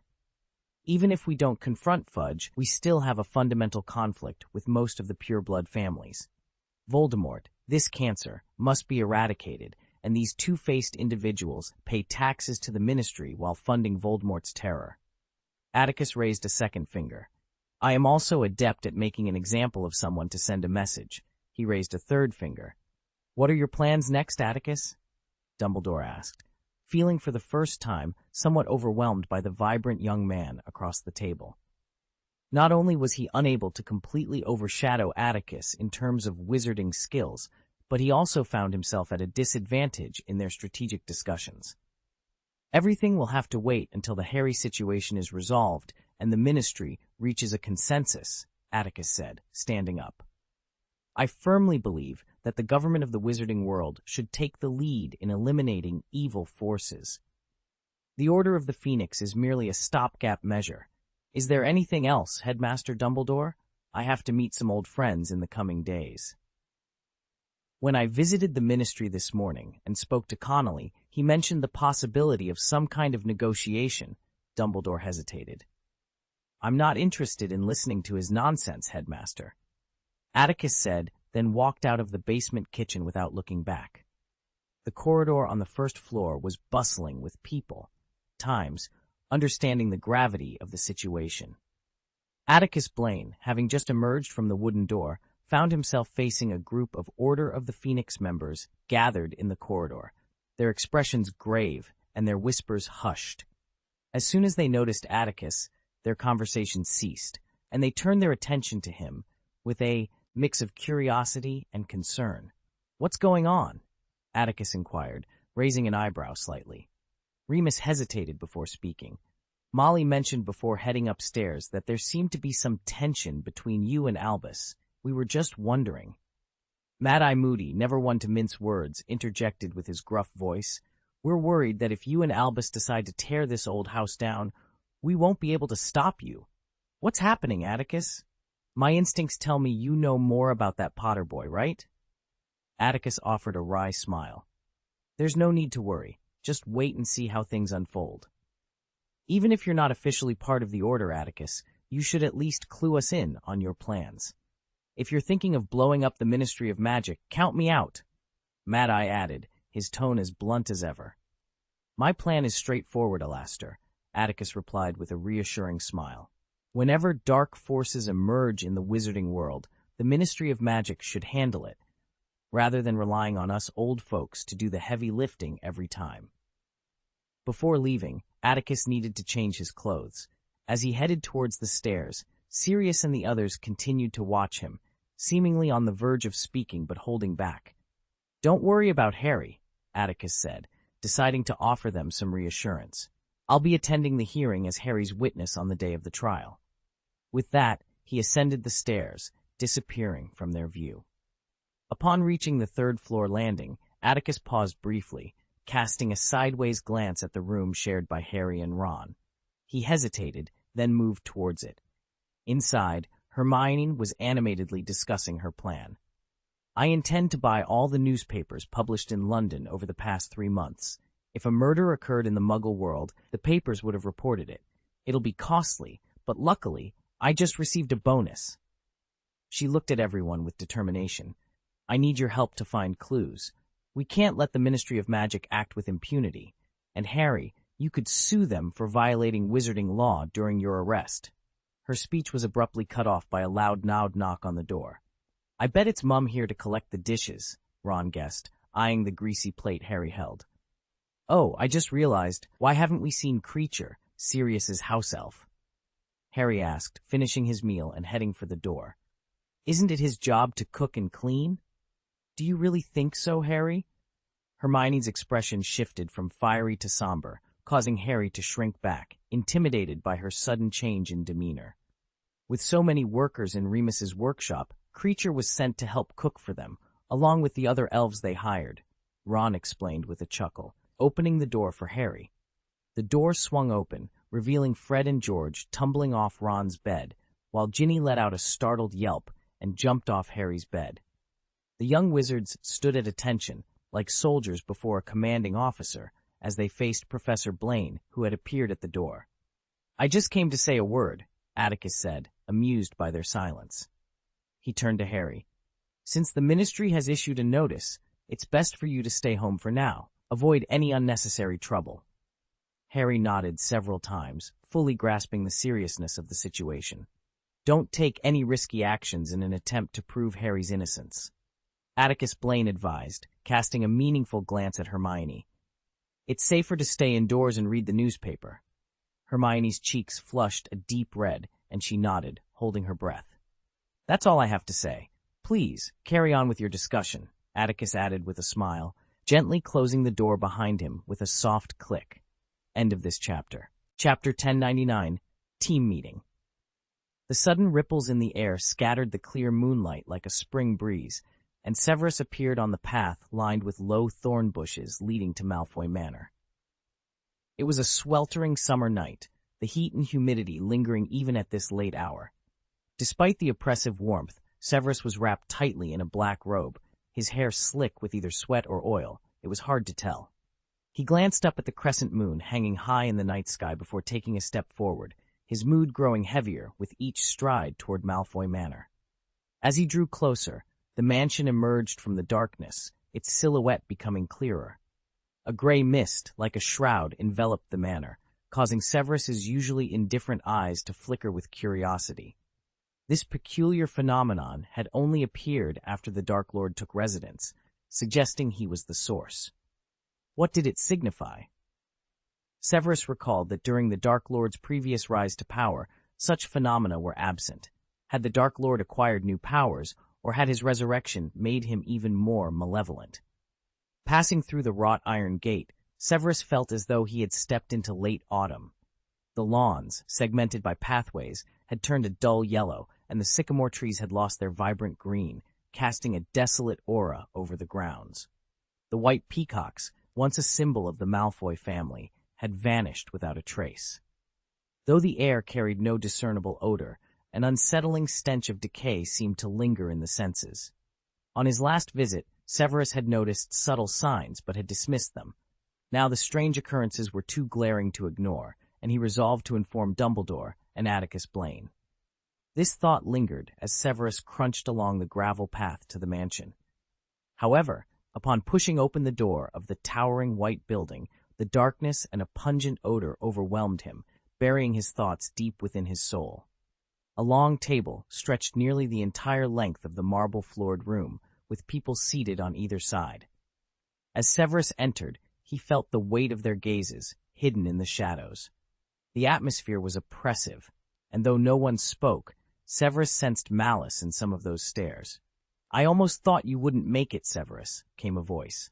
The one who orchestrated everything was not seated at the table. Moonlight streamed through the floor-to-ceiling windows, illuminating a slightly rocking recliner by the fireplace, its back turned to the assembly. "You know, I can't appear too eager," Severus replied, bowing slightly, his tone steady. "When it comes to Harry Potter, Dumbledore is more cautious than anyone. I must not show undue curiosity." Of course, dear Severus. We all know you handle Dumbledore with precision." Voldemort attempted a veneer of humor to mask his urgency, prompting a few chuckles from the table. "I suppose you've uncovered something, haven't you, dear Severus?" The recliner slowly turned, revealing a pair of terrifying scarlet eyes emerging from the shadows. "Yes, master. Sit down and talk, Severus," Voldemort interrupted. "Take a seat next to Adam. Oh, I don't believe you've met our new friend yet. After all, you've been away for some time." At the head of the long table, a wizard with gray hair and beard, wearing elegant gold-rimmed glasses, trousers, and a double-breasted vest, smiled at Severus. "It is an honor to serve the great Dark Lord alongside you, Professor Snape. Own investigation independently. This makes it challenging for us to intercept or influence his progress." Voldemort's expression darkened slightly, but he maintained his composure. "Then we must find another way to ensure our interests are protected. Severus, keep a close watch on Dumbledore's movements. We cannot afford any surprises." Severus nodded, understanding the gravity of the situation. "I will do my best, master." The room fell silent for a moment, the tension palpable as each person contemplated the unfolding events. The stakes re-high, and the outcome uncertain. Atticus Blaine's involvement added an unpredictable element to the equation, one that neither side could afford to underestimate. Voldemort finally broke the silence, his voice smooth and commanding. "We must remain vigilant and adaptable. The Ministry's actions are a double-edged sword, and we must be prepared to wield it to our advantage. Continue your efforts and report any developments immediately." With that, the meeting concluded, and the Death Eaters dispersed, each tasked with their own role in the intricate web of deception and power. As Severus left the room, he couldn't shake the feeling that the coming days would test their resolve and cunning like never before. "Isn't Atticus Blaine your most talented student, Severus?"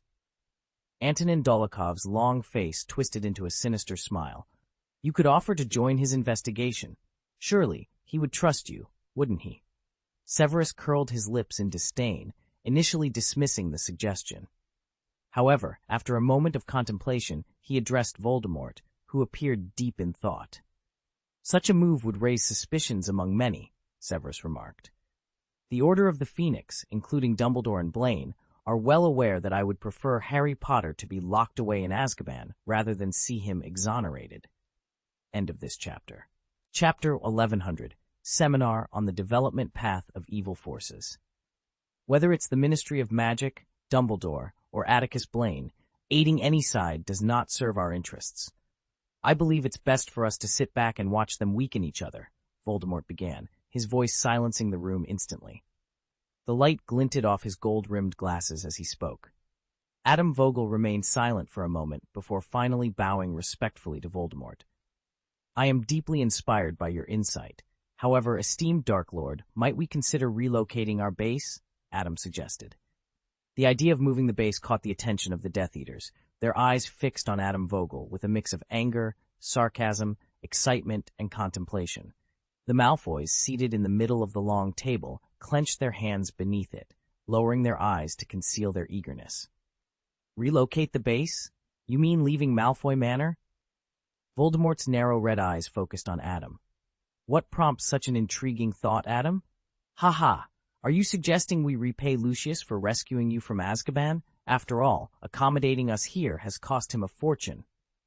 Oh, Master! Lucius sprang from his chair, quickly approaching Voldemort's couch, his face as pale as moonlight.